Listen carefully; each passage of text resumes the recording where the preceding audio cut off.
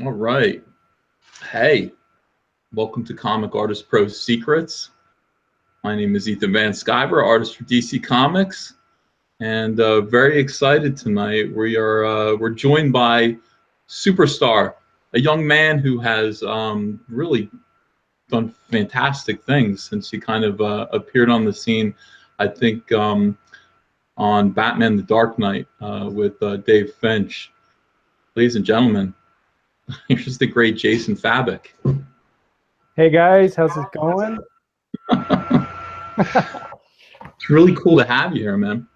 Yeah, man, this is going to be awesome. I've been watching you for a little while. I've been watching your work. I think the first time I actually saw your work was on Batman: The Dark Knight with Dave Finch. Like, you did fill-ins on that book, and they were fantastic. Can you want to tell me how? I mean, was that your first DC work? No, actually, I had a few projects before that. The first stuff I ever did for DC, and really was my first professional work, was a fill-in on Batman Superman issue 70 and 71. That was pre New 52, and I came in, and they gave me these scripts to do, and I had been learning from David Finch before that. He was teaching me. He was like kind of my mentor, right? And so he sent in my portfolio and he got me this job. And I didn't know, I had no clue what I was getting into. Like, the deadlines were just insane. I felt like I did such a terrible job. And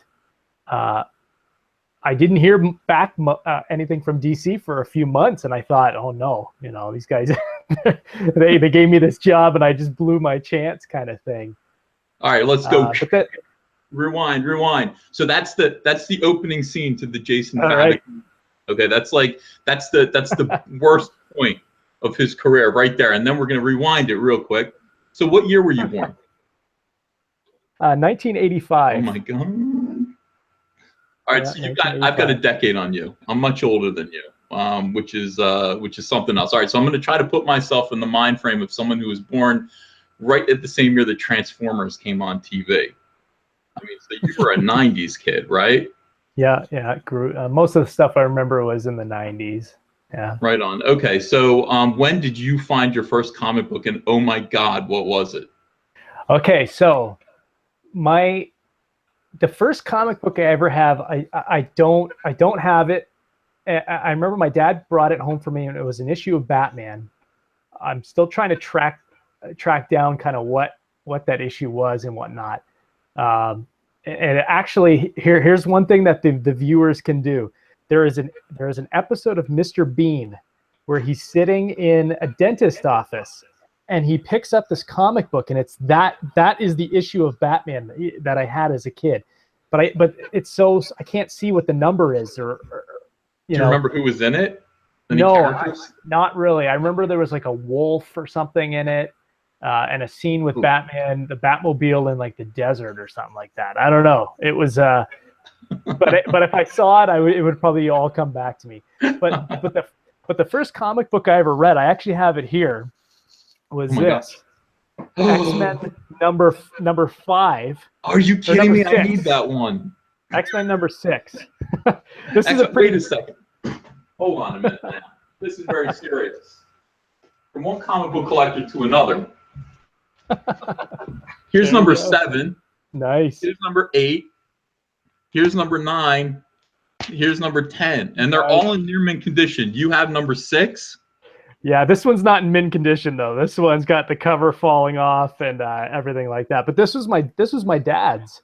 Really? And he wasn't a big comic collector. I remember one day we went over to my grandma's house, and he was digging in the attic or whatever, and he found a bunch of his old comics. There was this one, and there was like some old Phantom comics, and Superboy, and a couple other things. And I have them in a comic box here.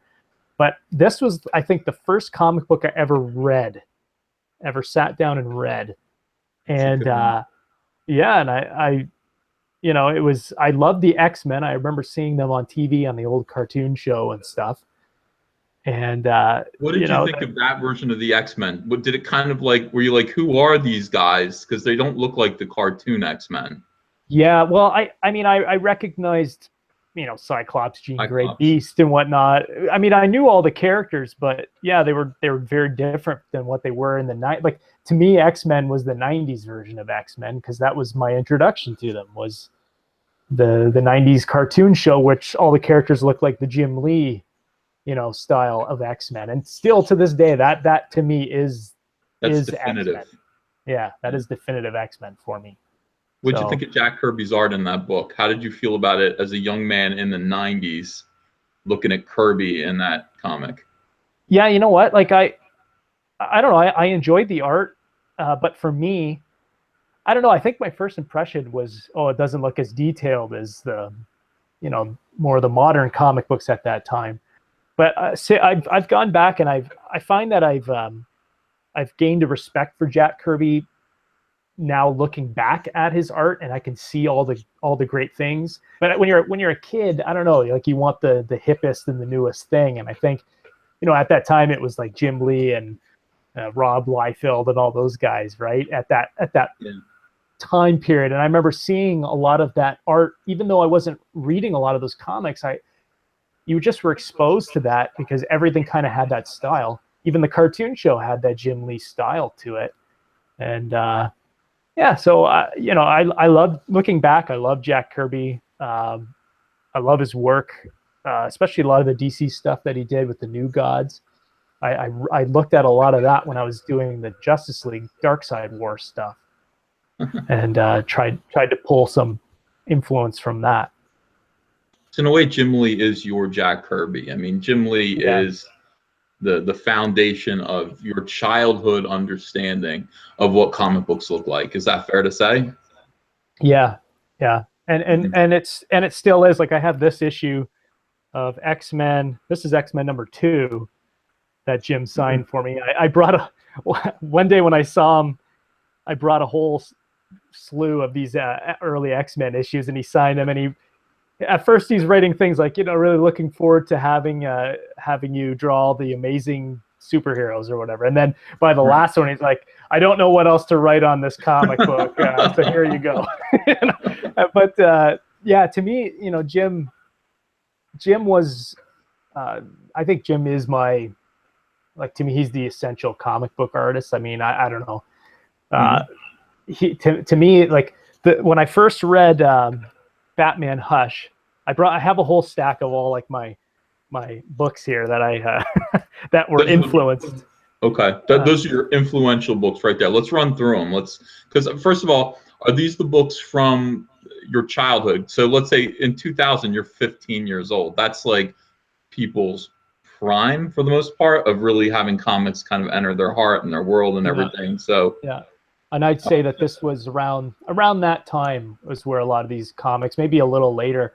I as a kid, I had some comic books, but a lot of my exposure to comic book characters were from cartoons and some movies. Like the Michael Keaton Batman movie was the movie that just blew my mind when I saw that. When I wasn't supposed to see it, it was on TV, and my mom did not want me to watch that movie. But my cousin was babysitting us, and I gave her a tape, and we tape recorded it off TV. Whoa! And my mom didn't really want me to watch it, but because it was the taped off TV version, they kind of took out a lot of the bad stuff out of the movie. But yeah, so that was like my first exposure to darker kind of comics, more mature versions of comic characters. But it wasn't until high school that I really got into comic collecting. And I think it happened when I had an English teacher. His name was Mr. Werbinski, and he caught me in class one day sketching. And instead of getting me in trouble, instead of saying, well, you should have been reading your Shakespeare or whatever we were doing, I think it was Shakespeare, he just picked up the paper, looked at it, and looked down at me and said, you should think about becoming a comic book artist. Whoa. And I went to learn that he was a huge comic book fan. And so he used to bring comic books in for me and a couple of my buddies to read. And I remember checking out Watchmen and I don't know, just a whole slew of different X-Men stuff. He knew I was into X-Men at that time and some Batman stuff. And so he was a huge influence on kind of getting me into comic books and, you know, taking those first steps into even just going to the comic book shop. Like I didn't even know where the local comic book shop was. And he says, oh, you need to go to Border City Comics. It's downtown Windsor, Ontario. And so I would drive. It was a good half an hour, 45-minute drive from where I lived in a small country farming town, you know. And so I would drive into Windsor and I would go to this comic book shop and I would just rifle through. At first it was just all the back issues because they were cheap, right? Yeah. You could get a book for sometimes 50 cents or something like that. So I would just rifle through and grab every book. Oh, Jim Lee. Oh, great. You know, and I would just grab all these comics that I've always seen, you know, the covers online or whatever. And so, yeah, that's kind of where it all started. And so let's go through my stack here. Mm-hmm. So somebody, by the way, somebody said that your Batman comic book from Mr. Bean looks like Batman number 463. So I'm going to actually 463. So I'm going to call that up real quick on Google, and we're going to have you confirm that. And yeah, we'll see. Let's see if the cover looks familiar to you. Ooh, it's creepy looking. Okay, ready? Yeah. Yeah, I think that was it. See, there was like a dog or a wolf or something like that. Yeah. Yeah. That was the book. I think that was the book. Yeah. How about that? Yeah, pretty cool. I'll have to see if I can track that one down at the next con I go to. Looks like Stephen Grant or Alan Grant. I don't know which one, and Norm Brayfogle, but I'm sure somebody will confirm that. That's great. That's really cool. Thanks. Cool. Thanks to the crowd there. Yeah, thank you guys. So I'm going to go through some books here that I ended up really kind of influenced me. So I remember reading after the X-Men movie came out.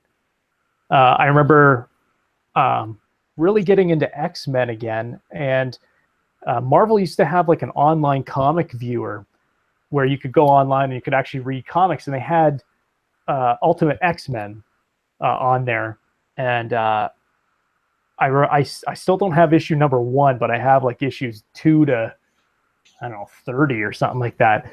I remember buying these off of eBay, and because I loved them. I read through all of those issues online, and I was like, I have to collect these.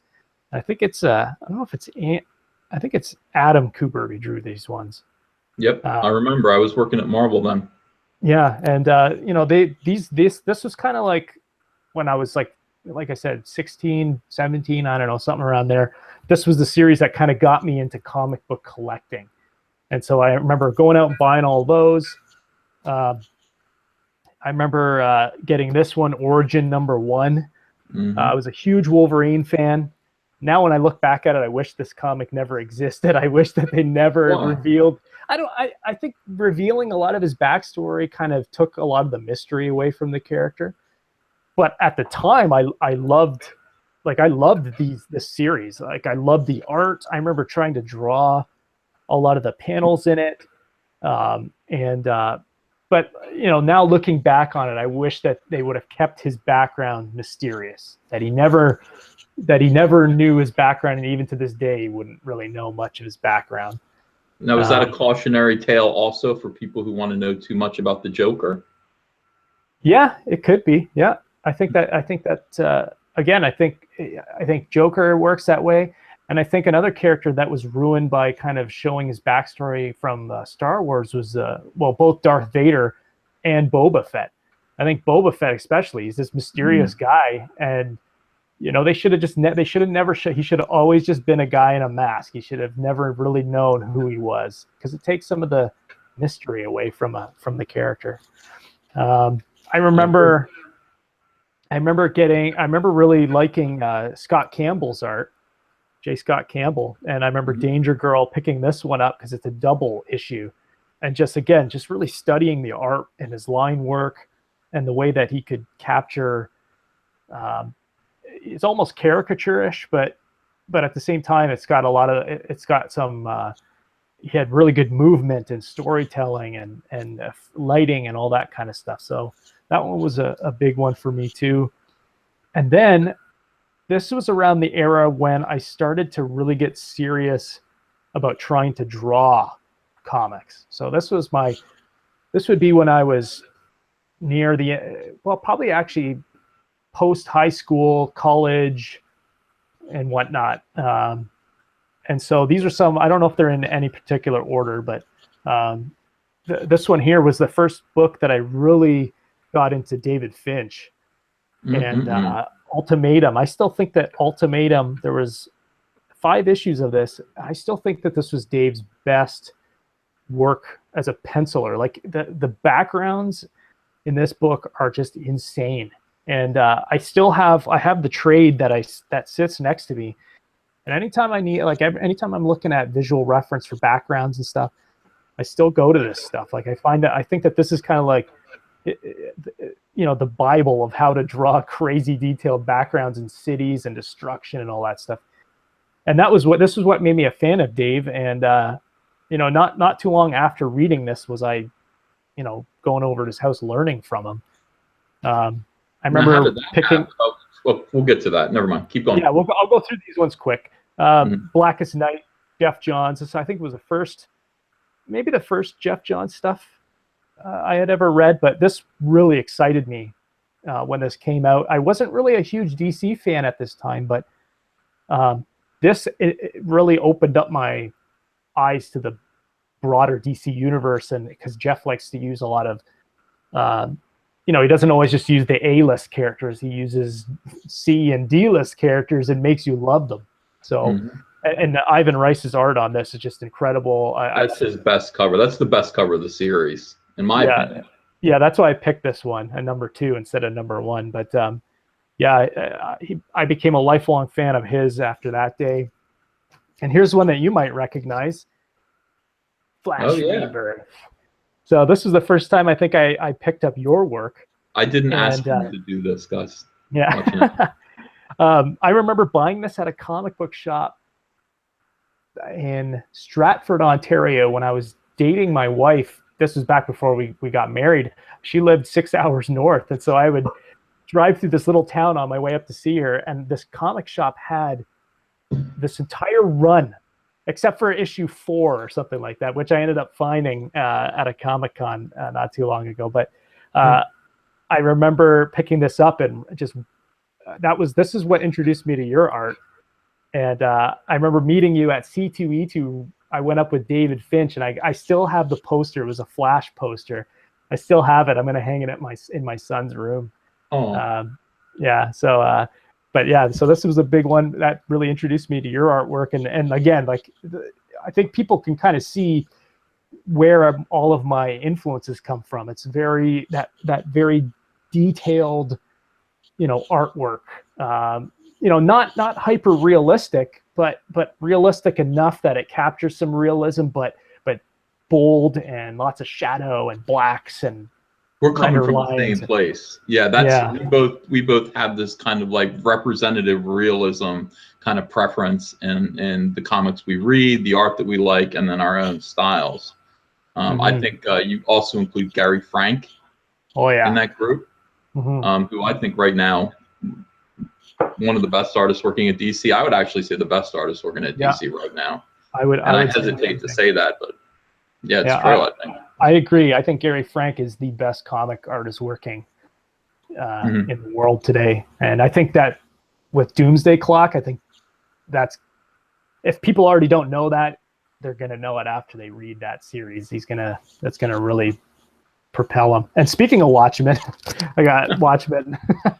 You know, I remember reading Watchmen and just being blown away by it.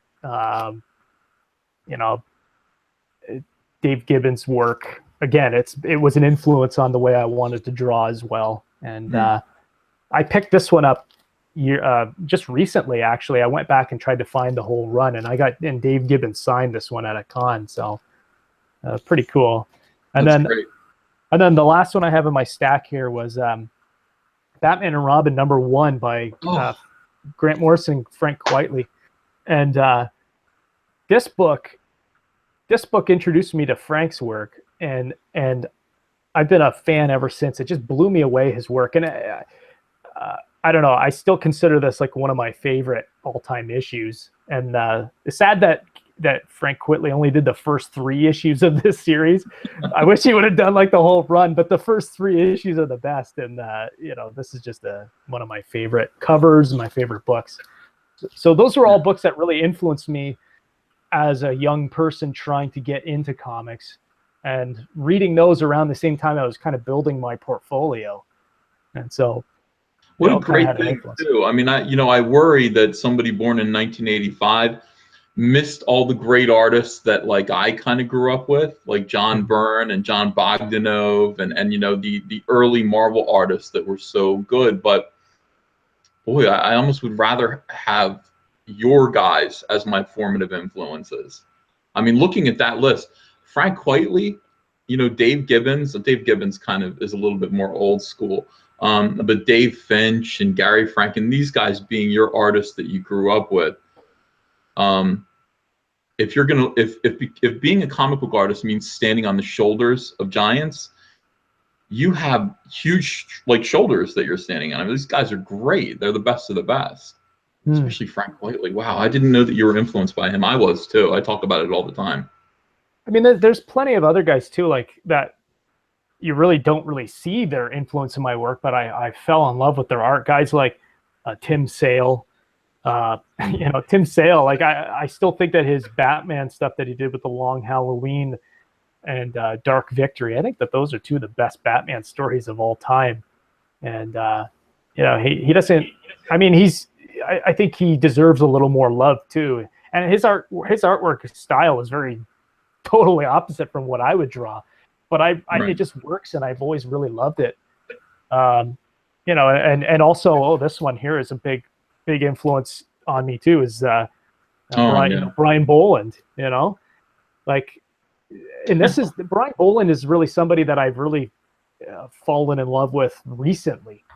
And so it's been like the last like maybe 5 years I've really taken notice of him. And so, yeah, look at that. Not too far from my desk is the other big book like that. Yeah. So, oh my goodness.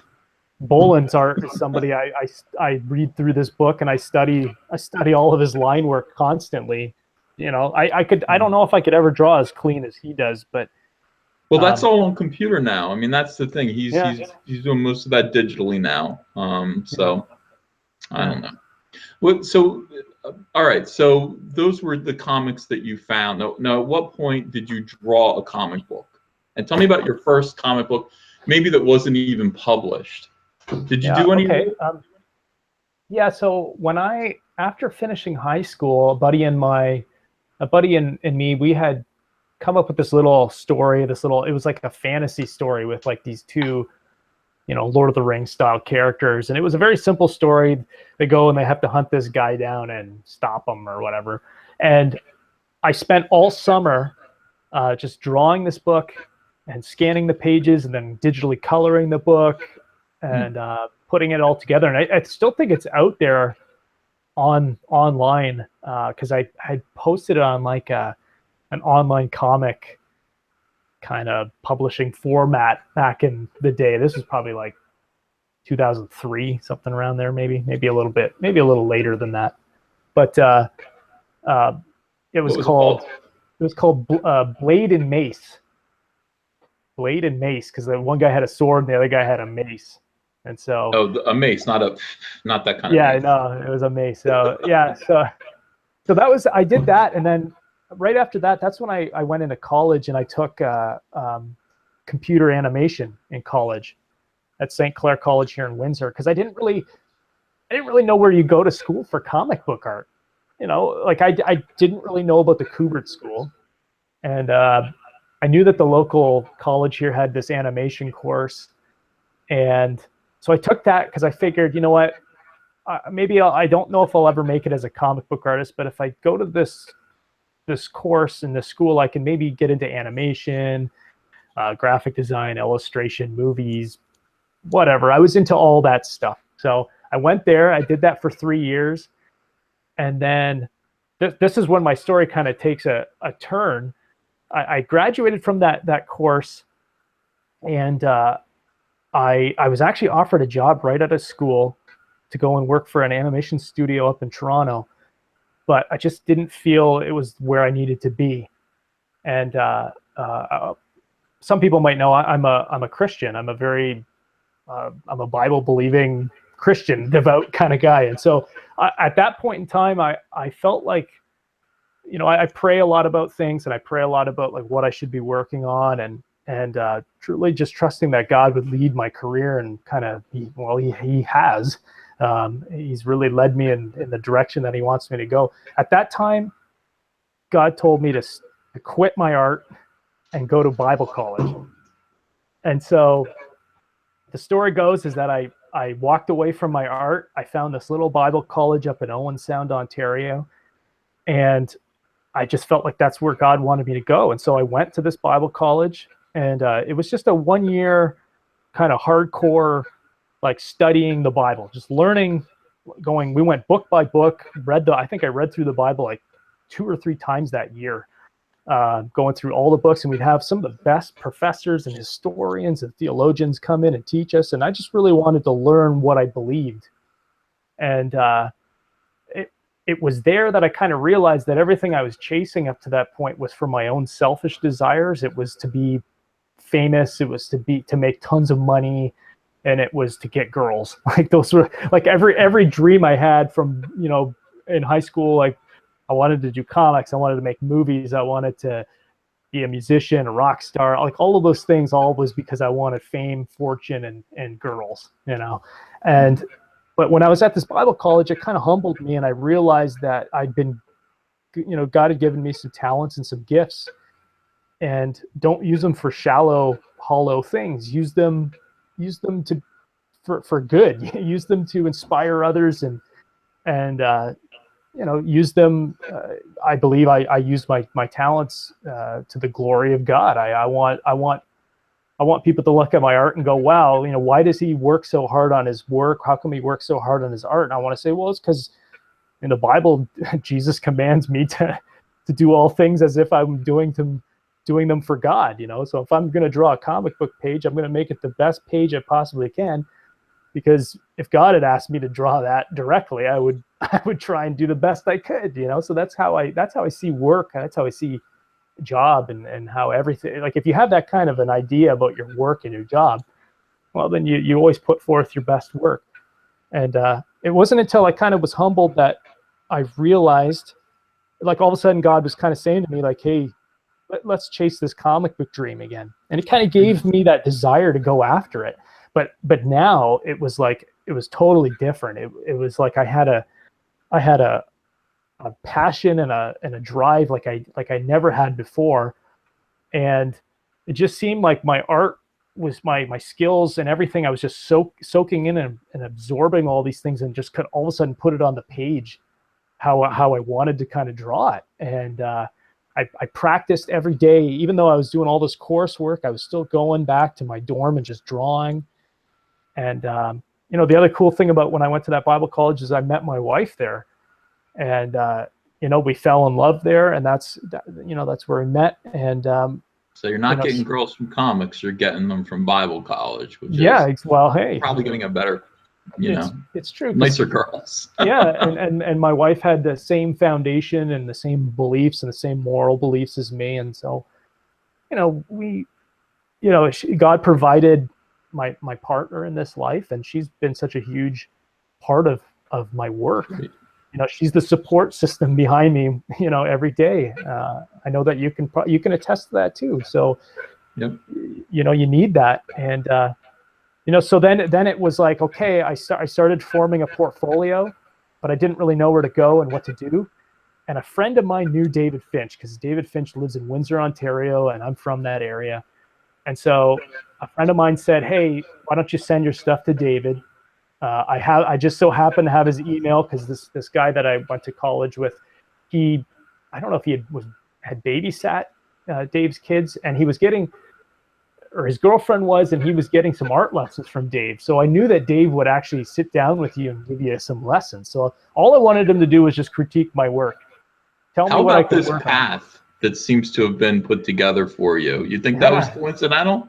No, it's all, I believe it's all God's plan for my life. And there's even more, even way back, where God had shut doors to dreams that I had, and I didn't really know why he was doing that. Why would you shut this door? And then you see why. You see why years later, why he shut certain doors and certain paths.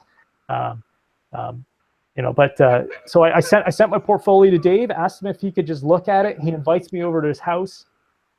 This turns into six weeks, or no, it was about 6 months actually. No, it was long. It was like half a year. I went over to Dave's house every 2, 3, 4 days, and he would give me little projects to be like, all right, I'm going to teach you how to draw the head, and here, you know, here's how you draw the human head. Here's how I construct my work. Okay, go home and draw a page of heads. Well, I would go home, I'd fill a whole comic book page just full of as many heads as I could, but then I would also do that on the back, and then 2 more pages, and I would bring those in, and because I was like, I am not going to waste this opportunity. I'm going to learn as much as I can from this guy, and show him that I mean business, that I want this, right? And so he would critique it, and Dave is an unbelievable teacher, but he's also, he's very blunt. And so if it sucked, he would just say, this really sucks. Like, but he says it quietly. He goes, yeah, this really sucks. He's got a very soft voice. Yeah. So he would just tear my work up, but then he would show me why it was wrong, and kind of show me what I should do better here. And then he would send me home, and I would do the same thing over again and over again and over again. And we did, you know, heads, hands, feet, legs, full bodies, buildings, cars, everything that you need to know. It was like a boot camp. It was like comic book boot camp. Meanwhile, I'm living at my mom's house. I have no job, and I'm really putting all my faith into this one thing. Like, you know, this, and my mom understood, and she was like, I know that this is your dream. You have to just go for it. You have to go for it all out. And so I spent all my days just drawing and working on this stuff. And that was around the time when, I think this was in 2010, when Dave went from Marvel to DC. Boom. And so he went to DC, and he wasn't working on any interior projects at the time. He was kind of training me to do some pencil assist stuff with him.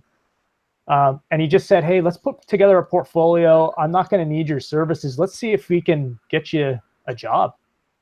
And so we put together a portfolio and sent it in, and you know, I got a job, and I've been working for DC ever since. So what was that job again? Let's hear about that. That was the Batman Superman issue 70 and 71, where I came in as a fill-in.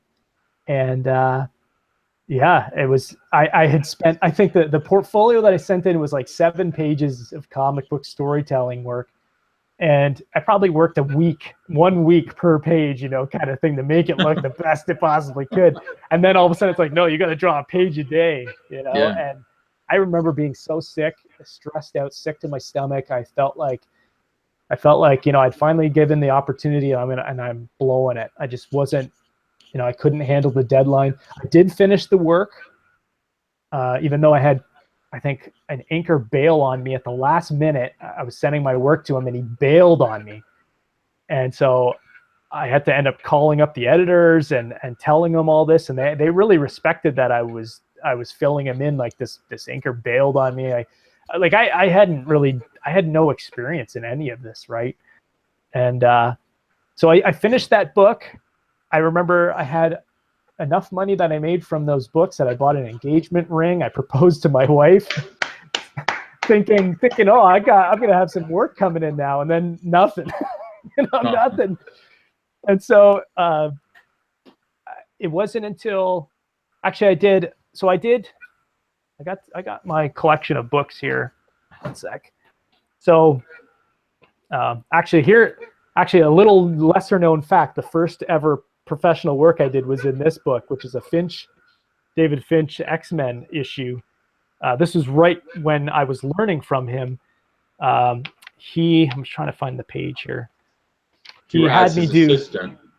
Yeah, so I did this one panel here, which is Washington, D.C. So this panel here is actually the first professional work I ever did. in a Did comic you book. pencil and ink it, or did he lay it out, or what do you remember about that? He just had a square there, and he just said, "Draw Washington D.C." And so I penciled it, and and then went back to his house, and he kind of looked at it, and he did a few little tweaks, and he sent the page off to his inker, kind of thing. So, and he wrote me a check and said, "Here you go, here's your first paid work," kind of thing. So you ain't getting the credit, but here's a check for you. Yeah. So that's a little secret about my past, is that I have worked for Marvel once. Yeah. Not by name, but then the next work I think that came after that Superman Batman was the Animal Man story that was in this Tales of Blackest Night. I remember that. Yeah. You did a story, I think, in here. Yeah. That's how. Did I do a story in there, or did I don't remember what that was. Did I write something in there? I don't know. Your name's on the cover. I think you drew something. I think you did draw a story. But I did an Animal Man story in this issue. Let me see it. Open it up. See if I can. By the way, while you're doing that, I mean, I will say to anyone who's listening, who's following along with this and thinking, wow, he worked really, really hard to get into comics. Maybe I don't need to work as hard as he did. The truth of the matter is, if you don't devote your entire energy into becoming a comic book artist and breaking in the way I did, the way Jason did, you're not going to do it. If this is some kind of flimsy thing that you might want to do, but you're hedging your bets, you're not going to make it. You really do have to make it your life's goal, your mission. You have to put your all into it, because it's competitive, and it takes all of you. So I mean, it's funny to hear your story. It's fascinating. It's exactly what I went through, but I didn't break in it. I mean, you broke in at DC, which is something that I tell people never happens. You usually work your way up from the smaller companies. You went boom, right to DC Comics. Yeah, so I did have a little deviation. I'll get to it after this, but so this was the Animal Man story that I did, and oh, look at that! That's very Finchy. Yeah, and I mean, everything was at this point in time. It was very. Let me see if I can find. There's a couple of cool. So this here is one of my favorite pages here, where it's kind of a throwback to a classic Brian Boland cover, and there's a big, I don't know, splash page or whatever there going on with all the heroes. Yeah, so I got to draw all the heroes right off the bat. It was kind of cool. Let me see if I can find the one with your story in it. Yeah, here it is. It's towards the back. Oh, okay, it's in there, right? Yeah, I wrote, penciled, and inked that, and colored it extensively. Oh wow. Yeah, so very cool stuff. There's another cool page. All right. Who cares about me? We're here to talk about you. So I did that story, and then that was when I went. I wasn't getting much work, and Finch was going to I think it was the first year that C2E2 in Chicago. This was like 2010 C2E2. You were there, and he brought me with him, and he said, "Let's bring your portfolio, because I know Aspen Comics will be there, and I know Top Cow will be there. Let's put your portfolio into some of these, see if they'll give you some work." Because he's like, Dave was saying to me, like, that you need some time to kind of learn to get your quality and your speed up, and you can't do that at DC. You're just being thrown into, the pan, and all of a sudden you have to, you can't take the heat. So let's go and do something with one of these companies. And so Aspen Comics gave me I worked on Soulfire for them, and I think I did about 8 issues with them, and they were very gracious to just, here, take as much time as you need. But I really challenged myself on trying to meet a monthly deadline. And at first I couldn't. I think it took me 2 months to draw the first issue I did. But then eventually I got it down to 1 month. I could draw the book in 1 month, and I learned kind of what I needed to cut out of my work and where to kind of go with it. And I think that was around the time I started doing most of my stuff digitally, which I felt really helped me speed up my work process. Why is that? Well, when I was at the animation college, I did a lot of stuff digitally, and so I knew the tools, I knew the kind of the programs and whatnot. I just feel I can be a little bit more messy with digital. I can rough out all my stuff, and if I don't like it, I just turn that layer off or whatever, you know. And I'm not ruin. I kind of get. It's weird, but I kind of, when I'm drawing on paper, I don't like smudging it. I don't like scratching into the artboard. I just have like this weird kind of OCD thing about it.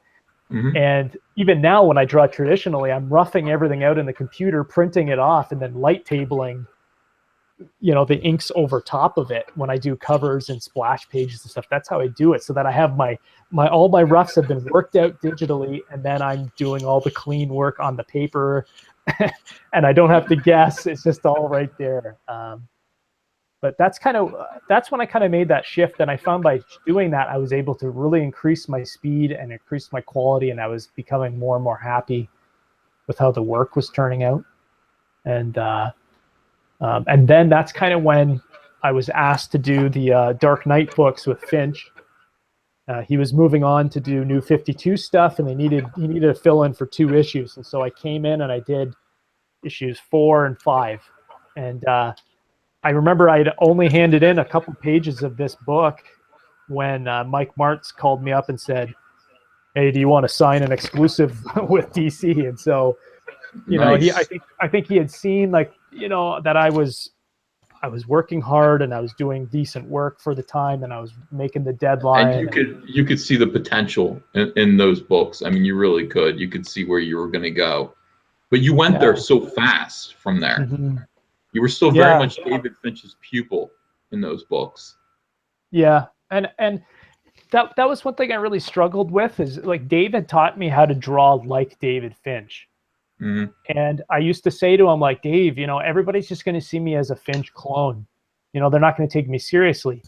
And Dave said, well, he said, here's the thing. He's like, when I started, I was taught by, now his name's skipping my mind. Silvestri. Yeah. He was like, you know, I was taught by him, and my work looked like Mark Silvestri. And, you know, he's like, it took me about 5 years to get to the point where I really started to find my look and my style. But the interesting thing he said to me is, like, he said, don't think of it like it's a negative that you're a copy of me. He said, because the art style that I draw is very popular and it sells books. And he said, you know, you can try and draw like other artists, and maybe they're more funky, more original looking. But he's like, the big 2 companies want artists that look a certain way that they know can sell books. He's like, that's all that matters, selling books. So he's like, if you can draw like Jim Lee, you can draw like David Finch, Ethan Van Sciver, Gary Frank. If you can draw like the big guys, then you won't have any trouble ever finding work. And he was right, because I've never, ever once, like after those first couple issues, once I kind of got in the groove and was doing some stuff with Aspen, that's when DC really started to come after me. And ever since then, I've never looked for work. And so even though, my work was a clone of Dave's, he told me, he says, it'll take you a couple of years, but then your style will kind of move into its own thing, and you'll start absorbing other influences into your work, and you'll go away from my style. It'll kind of always kind of be the foundation, but you know, your work will kind of have its own thing after a while. And he was right. It happened. It's taken years to kind of get there, but first time I saw your work, that because I've been watching you, I knew who you were. But the first time I saw something of yours that absolutely took my breath away, and I had to actually contact you and let you know, was a Deathstroke cover. Do you know the one I'm talking about? Yeah, yeah. And I went, Deathstroke number 8. Yeah, okay. I said, this guy just suddenly jumped into hyperdrive all of a sudden, because I'd seen all of your work up till then. And then when I saw that, I was like, okay, he's actually... You see somebody just hit it and then next level, and that's what that cover was. And from there on, you have been getting steadily more impressive. At what point did Jeff Johns go, eh? Because that's what Jeff does. Jeff kind of looks around and he goes, Jeff can have his pick. All right. So he looks around and he looks at the artist and he goes, this guy right here. So when did that happen? And tell me about that. Okay. So that was probably, it would have been like maybe 3 years now. But I worked on, after I did the Dark Knight issues, they asked me to do Detective Comics. So I drew Detective Comics for about a year. And then they offered me to do some of the Batman Eternal issues. So I got to do issues 1, 2, and 3 of Batman Eternal, which I felt was a good career move. It was kind of getting some more eyes on my work. But because that book was a weekly, you could only do like one issue here and there because they had a whole ton of artists that were coming in and doing a bunch of issues, right? And so I remember I called Dan DiDio.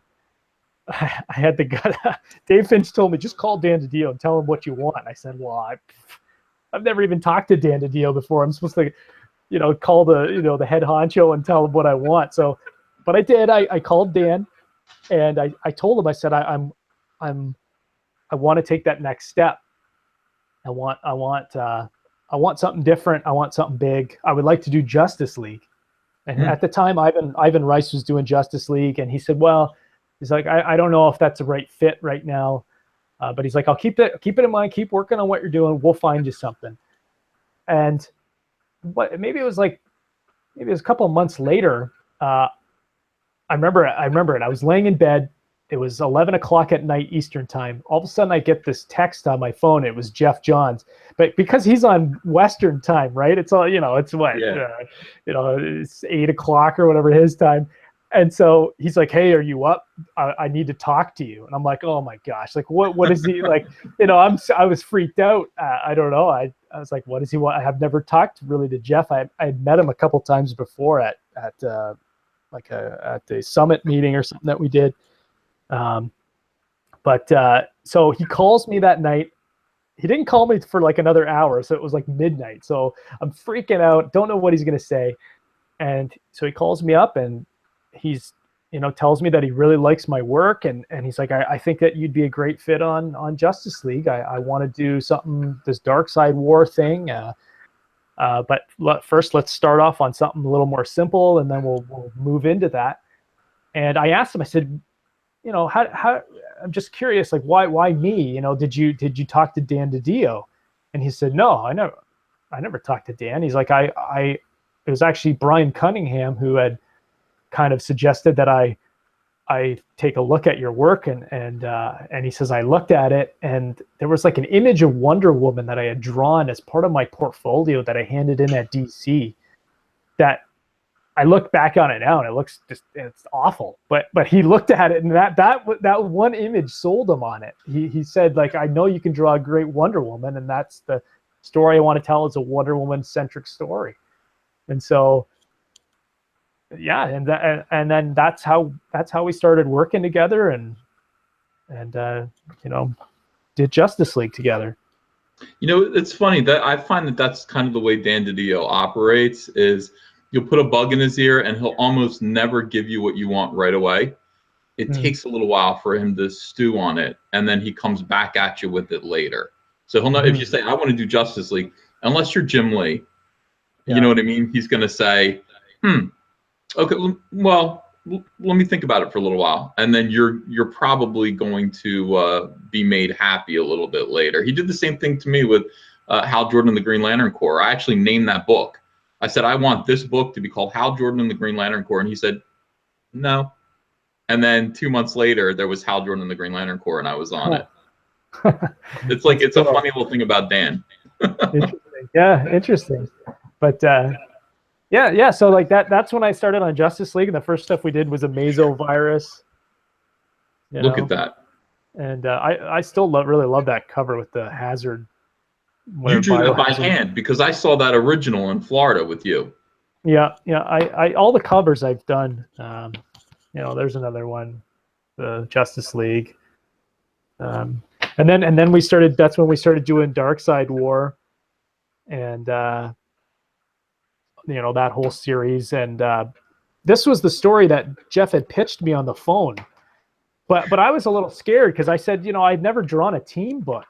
Like I don't know if I can just jump into a massive, team book. And so that's why we did the Amazo virus first, which was the small story. It was just the Trinity really, and Lex Luthor, and we he ramped it up. The first issue was very simple, and then he slowly ramped up the number of characters in each issue.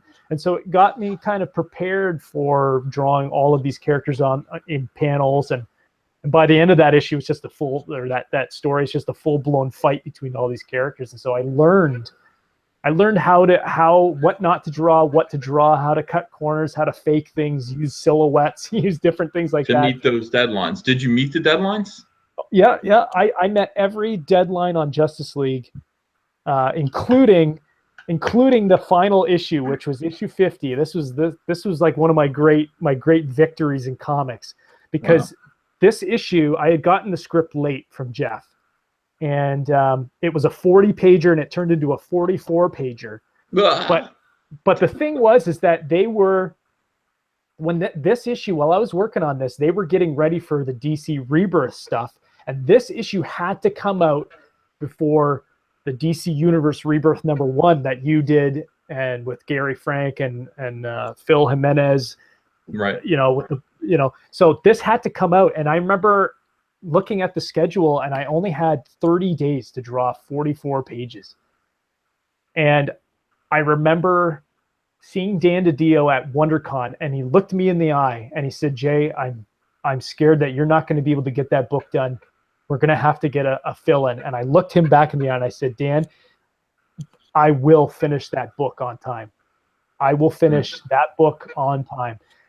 And I was like, I don't know if I could ever do it again, because I just became, I don't know, like I just became a machine.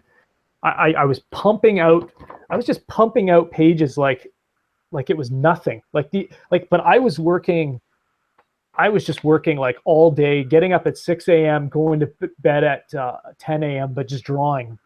I was sore. My back was killing me. My hands wanted to fall off. How does your wife respond to this kind of Well, schedule? at that time, I sat down with her and I said, "Sarah, I have to do this. This is one of those books. I have never had a fill-in on a book. I'm not going to let the last issue of this series, the ending of a story, be filled with other people's artwork. I need to finish this. And if I do this, it will make me a hero in the eyes of Dan DiDio and of Jeff Johns." And it did. I completed that book on time. And I remember like Brian Cunningham like saying to me, like, "I've never seen anything like that. Like, I've never seen somebody draw that many pages in that little time, and to the degree that I drew them to." And I mean, with digital, you can cut some corners. So a lot of the backgrounds and stuff is just fire and smoke. So what I did was I just drew a couple different fire and smoke panels, in high detail, and then just literally stuck them in the background of most of the panels, because it's just a lot of destruction. So then I could just focus on the characters. And, I don't know. I still don't know how I actually completed that book, because ever since then I've become more lazy. I just sit there and think, like, I don't want to ever do that again. Like, it was insane. But I think that by doing that, like I said, I think that really won me a lot of points in the eyes of DC Comics, and I've, it's kind of allowed me to call some shots now, when it comes to what I want to work on and how much I want to work, Yeah. So yeah, but Justice League, that was awesome. I really had a good time on that series. I wish I could have kept going on it, but Jeff and I kind of felt they were switching to the bi-weekly schedule, and I said to Jeff, "I don't want to do that." And he said, "Well, if you're going to leave, I'm going to leave too. I want to just work on it with you." And so we both left the book. And Any regrets now or no? No. You're done? Yeah, we're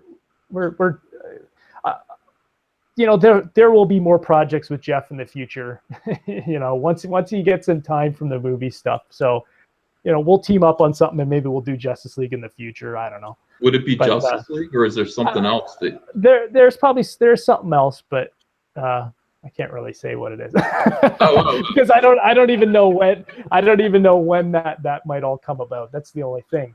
I think I know what it is. Because right now Jeff he's so focused on the movies, and that's where he needs to be right now, and that's what he needs to do. And but that's allowed me to kind of work on some other cool stuff like the button Batman 21. All right, this is the book we're talking about now. So basically, we're up to this point in your career now. Now, this is when I heard about this. Honestly, you've got DC's two biggest characters, their two biggest hero franchises, Flash and Batman. Put them together in a book with this little symbol right here. Mm-hmm. It was the biggest thing imaginable. So this is your reward, I think, for completing Justice League 50. Yep, I think it was. After Justice League, I had taken a couple months off.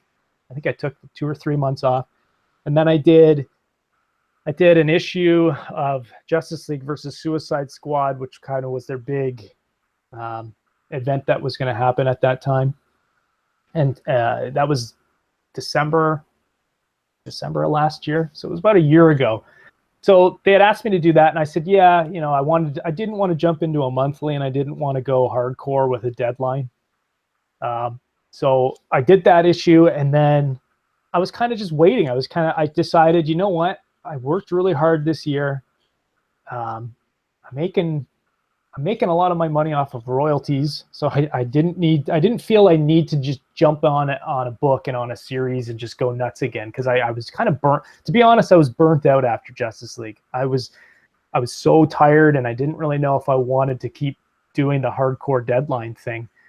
And but that's when Mark Doyle, who was the editor, the Batman editor at the time, he had called me up and said, "Look," he says, "I know that you don't want to go on to a monthly or anything, but we want you on this book." And it's the way he had pitched it is he originally just said it's a Batman Flash crossover.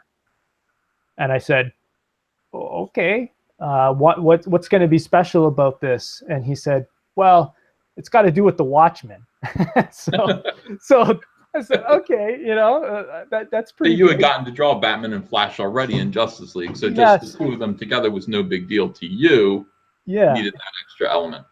But then when they said the Watchmen, that sold me. And he says, remember in Rebirth they mentioned how Batman found the button in his Batcave? Well, that's what this story is going to kind of explore, and it's going to eventually lead into Doomsday Clock with Jeff Johns. So yeah, that was kind of how they pitched the story to me, and I said, yeah, okay, let's do that. I think that will be a lot of fun.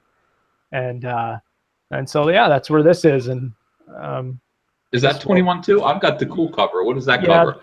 This one is a Tim Sale one, Tim Sale variant. I have all of my book, and I have them all saved and put away. I don't want to damage them. But this one I was using for reference to look back on some of the things. I just got yelled at in the chat for like treating the book this way. They're like, stop holding the book that way. I'm like, the comic books. What did you do? Oh man, if fans could see the books I have kind of sitting here by the side of my table that are all damaged and beat up because I use them as reference. But yeah, so this was this book, and crack it open.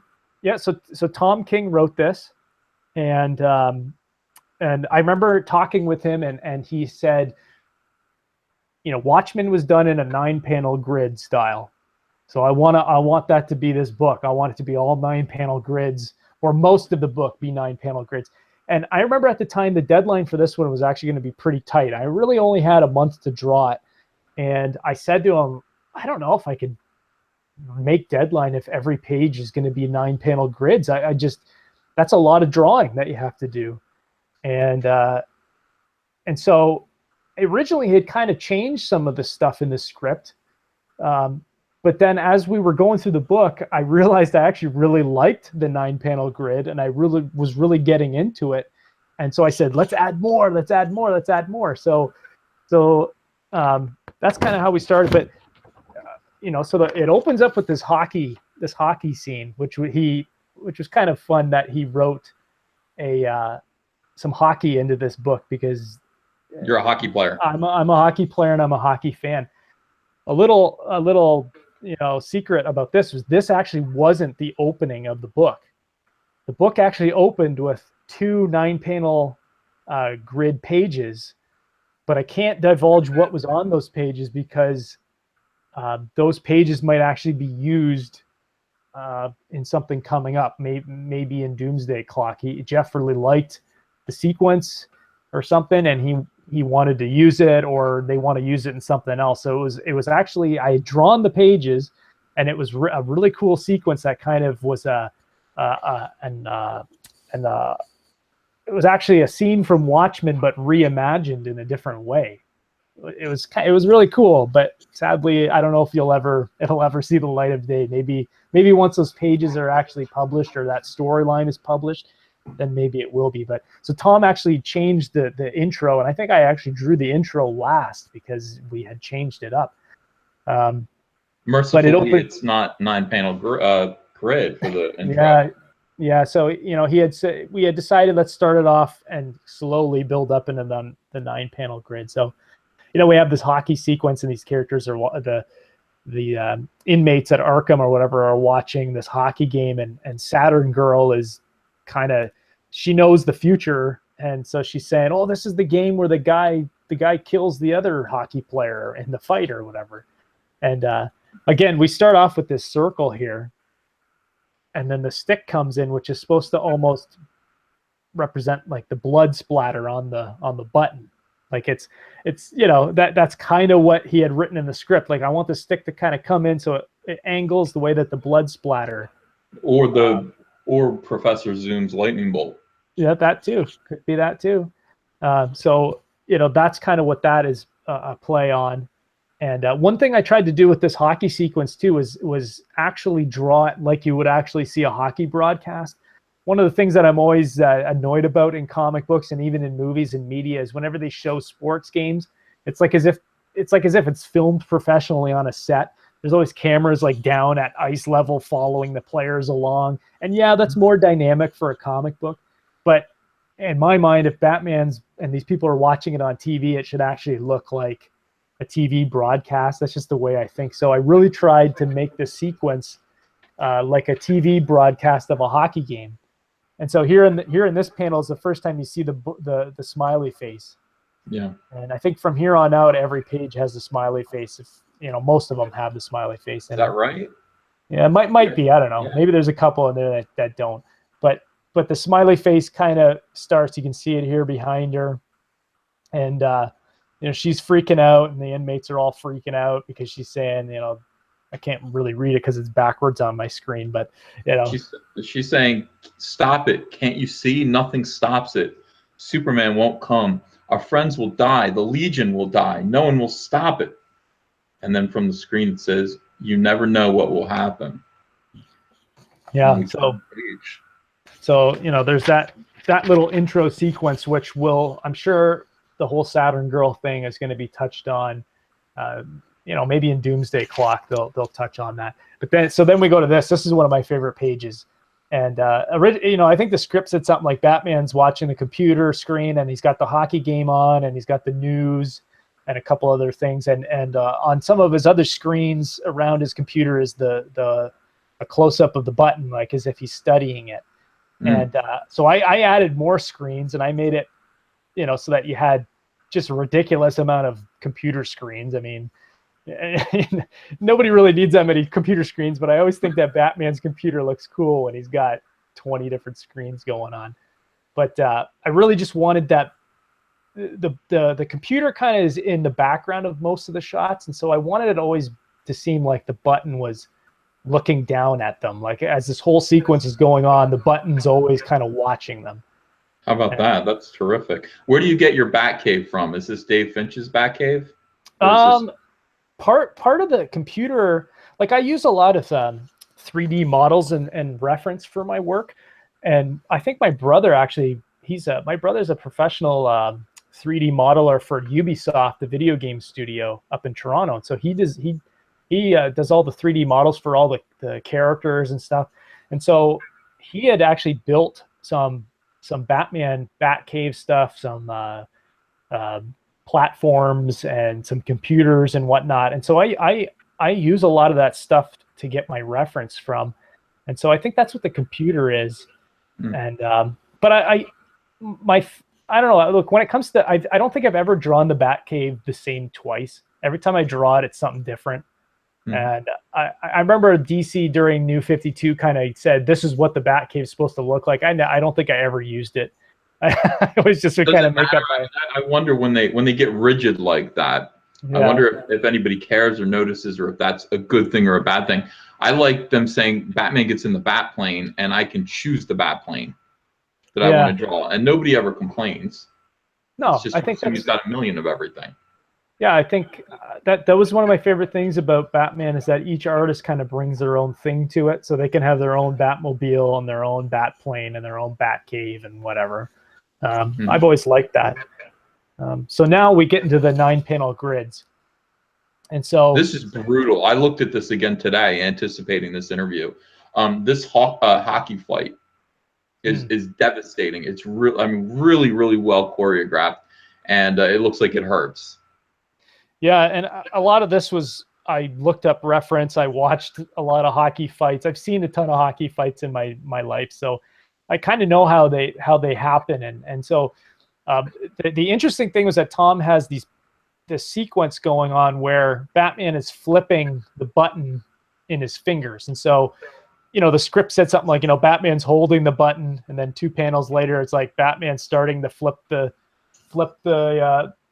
button in his fingers, and every other panel, the button is onto the next finger, up onto his knuckle, onto the next finger. And so I remember watching like a video online of somebody doing the coin flip, and then pausing it and taking like a screenshot so that I could have reference for how the coin actually moves when somebody's doing a, flipping a coin over their fingers. And so, that's how kind of I got that reference. And it's essentially the same arm, and I just redrew the hand, and the background is just the stat panel, but I just would redraw the hand and the button, for each one. So, that helped me save some time. And then the panels in between is of the Bat computer, and Batman's watching the screen. And so, here I needed to establish, where Batman is, where that he's watching, he's specifically looking at the screen with the hockey game going on. And again, this is, the hockey game is always like as if you would actually see a real broadcast where the camera is pulled back.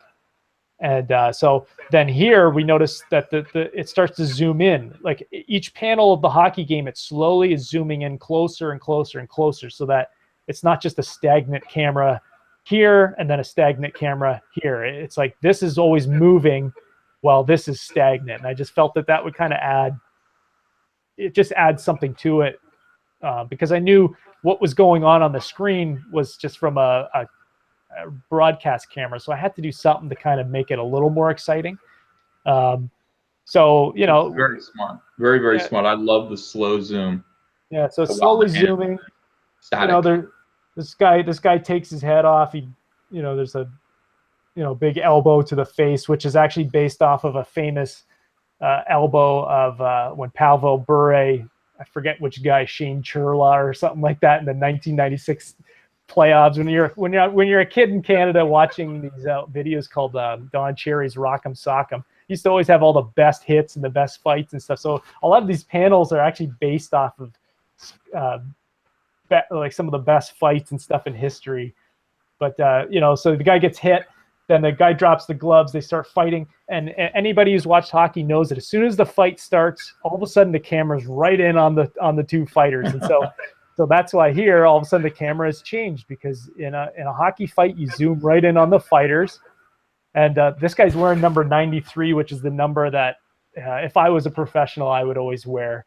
I would wear myself at number 93. I don't know. It was Doug Gilmour's number, played for the Toronto Maple Leafs, but that's why I put that there. It's kind of like my little shout out to myself. And actually there's 2 of my buddies that I from where I'm at here, John Farfanick and Jimmy Bungay. I asked them if they could put their names in this panel here. It says 2-on-1 break, Farfanick to Bungay, back to Farfanick, and so that was kind of my little shout out to my buddies, because we play hockey. You got to do that. Yeah, you got to do that when you can. That's kind of nice. So they get in this fight, and it's the Gotham Blades versus the Metropolis Mammoths. And so the interesting thing about that was that I was just goofing around and designing some hockey jerseys for these fake, fictional NHL teams. And I think that's where Tom King saw this, and then he wrote this scene so that we could make those jerseys like actual legit, DC Universe jerseys. And so that's where those designs come from. So it continues. The two guys are fighting, and Tom King's, sometimes he just writes like just a one line. It's like, they keep fighting, it gets bloodier. They fight some more, it's getting even more bloodier. He's on top, players on top of him, just pounding his face in.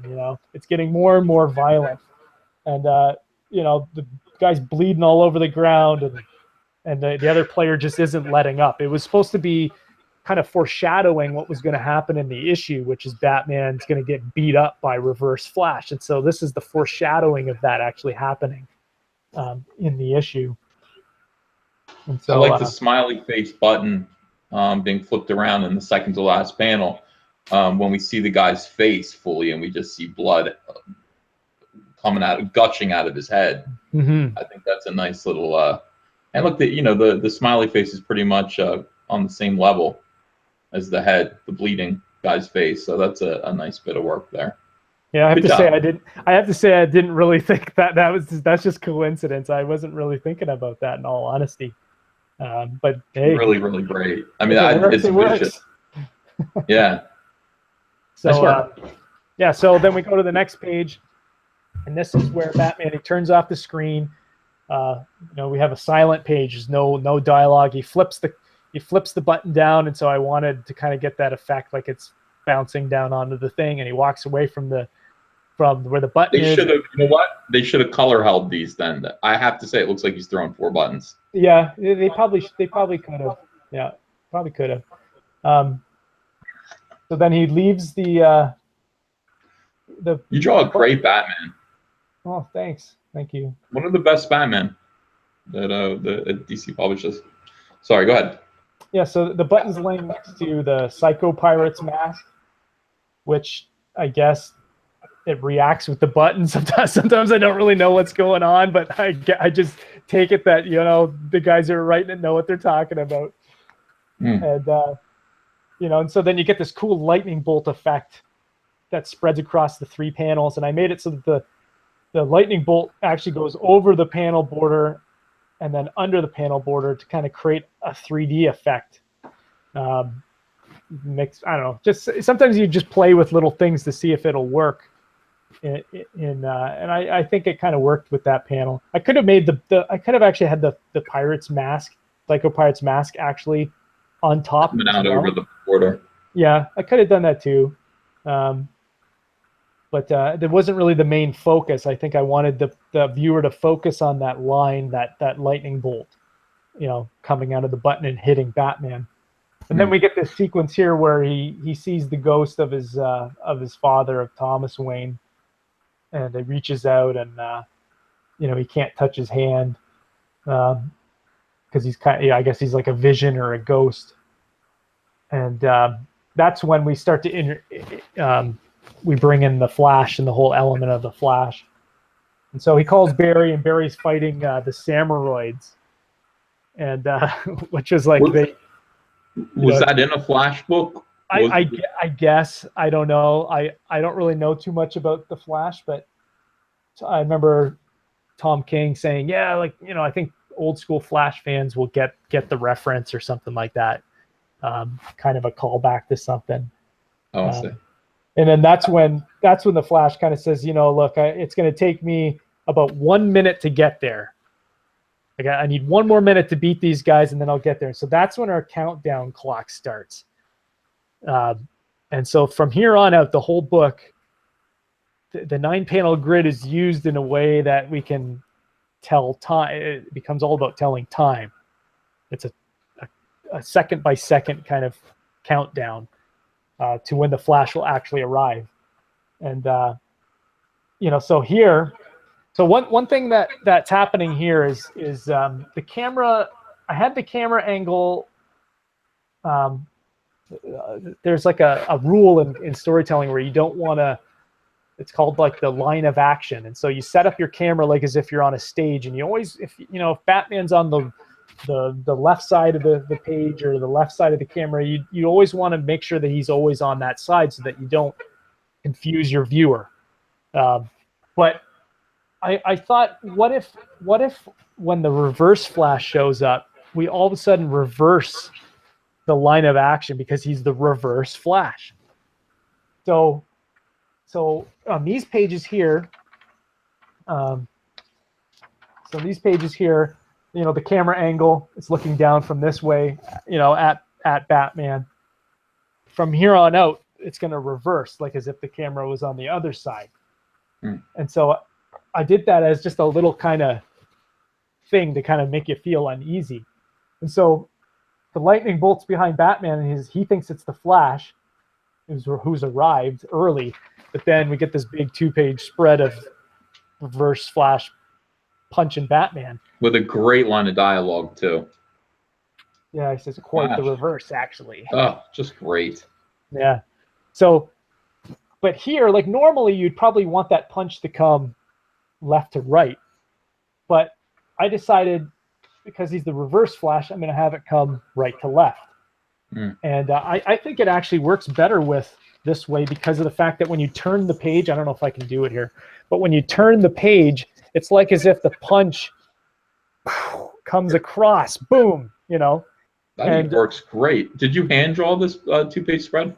Yeah, this page is a hand-drawn one. I can tell. Yeah, I don't know how I can tell, but I can just tell. Yeah. So that one, boom, you got this big punch. And then from here, we have the countdown clock. It's starting to go. And, the reverse. So see here, now the camera is going the opposite. It's the opposite direction that it was a couple panels before. What do you mean? Instead of looking from here, it's where is it? It's looking down to the left. Now the camera is actually now going to be starting on this side, which is looking down to the right side of Batman's computer. Got it. So it's like as if I took the cameras and I reversed them, all the camera angles. And so, I really enjoyed this panel here with Reverse Flash, just the way I got the shadows. I was really trying to, I don't know. One thing I really like to do is, and it's something that Gary Frank does a lot, is that he always uses like a 2-point light. So I'll never just have one shadow and have a hard shadow, or the light on one side and a hard shadow. I'll always add a rim light, because I feel like with the coloring that people can do today, like, Brad Anderson, who's colored almost all my work for the last 3 or 4 years, he colors Gary Frank stuff. And that was the one thing I always really liked about how he colors Gary Frank, is that he always adds that rim light. And usually it's a different color, or it's a hard white. It's something, and it just adds so much dimension to the face. The face isn't flat anymore. It becomes a 3-dimensional thing. And that was always one of my tests when I was working with colorists before. I would always get so angry because they would never put that rim light in there. And I used to say to them, like, put the rim light in there. I want a rim light. And if they couldn't put the rim light in properly, then I wanted a different color. It's like, I don't know. That's just one thing I think should be, if the artist is leaving a room for rim light, then put it in. And Brad just understands how to light a face so well, that he was able to do that. And here's an example of something that I did with digital, is that there's like that zoomy effect, and so I drew the Reverse Flash once and then just duplicated him, and I was able to make the see-through kind of effect where Batman's jumping through him, and I just hand the file to the colorist and broken down into different layers, so that he can turn on and off the opacity to make it look like it's, like as if he's phasing and Batman's jumping right through him, kind of thing. Son of a gun! I actually had to hand draw on my reverse flash double images. See, Yeah, that's so the advantage there. yeah, that's one of the advantages. And then we come to this page, which I think is my favorite page in the whole book. This punch, and you'll notice that it reverse flash, like he punches Batman 3 times within 1 second, actually 4 times within 1 second.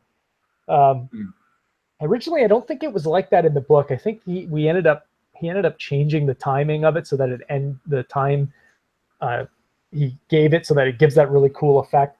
But the story behind this page is that I was running out of time, and I knew this page was going to take forever because I had to draw 9 panels of Batman getting punched, and I couldn't just do all close-ups. And so I said, what if I do some silhouette panels every other panel? And we just have this stark yellow, because that seems to be the theme of this book, is like the yellow button, reverse flashes in yellow, the Watchmen covers, they're in yellow. So, or like the classic Watchmen in yellow. So let's just put yellow and black with the red lightning bolts, kind of, and blood, the silhouette of the blood splatter. And so that's how that page came. And I'm usually opposed to using a lot of silhouette panels like this, but it just worked really well on this page. And I think it made for a really nice kind of, as a whole, the page kind of has a symmetry to it. And it's Frank Miller. You did a Frank Miller page, essentially. Yeah, that's kind of what it is, I guess. So I just really liked how that turned out. And I ended up using this silhouette kind of thing a couple times after that in this issue.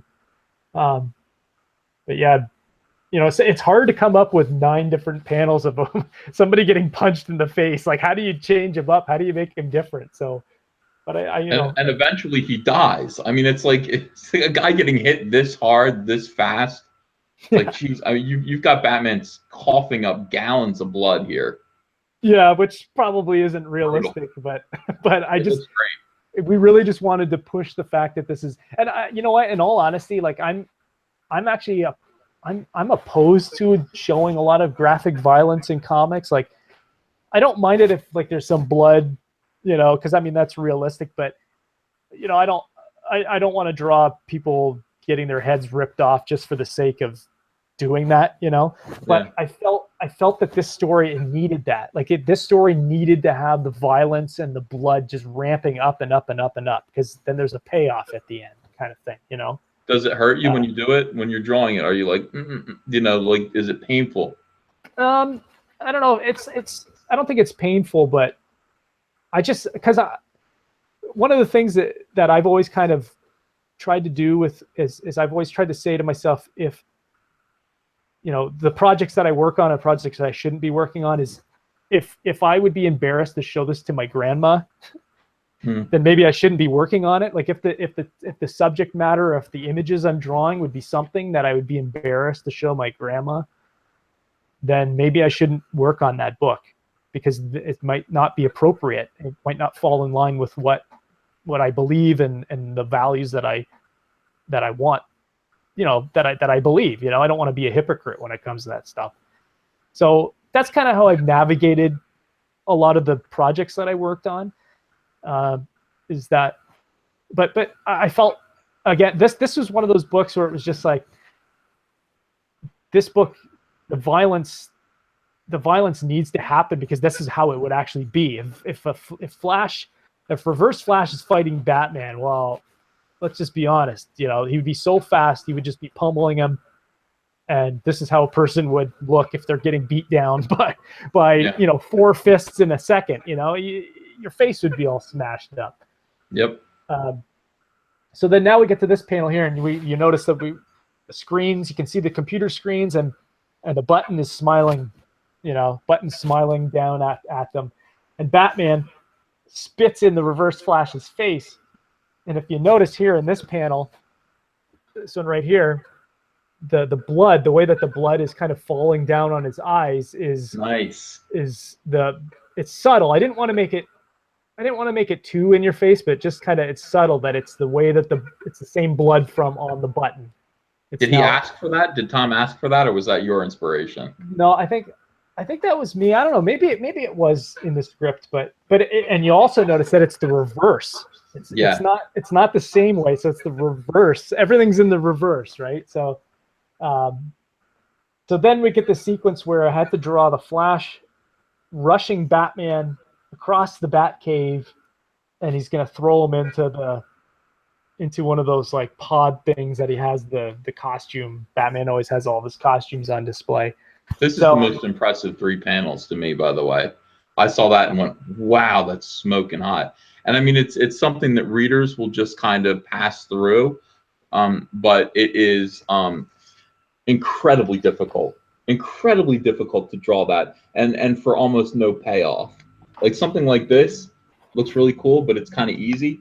This is incredibly difficult, and you did a great job. I mean, it's really fun to look at. Cheers.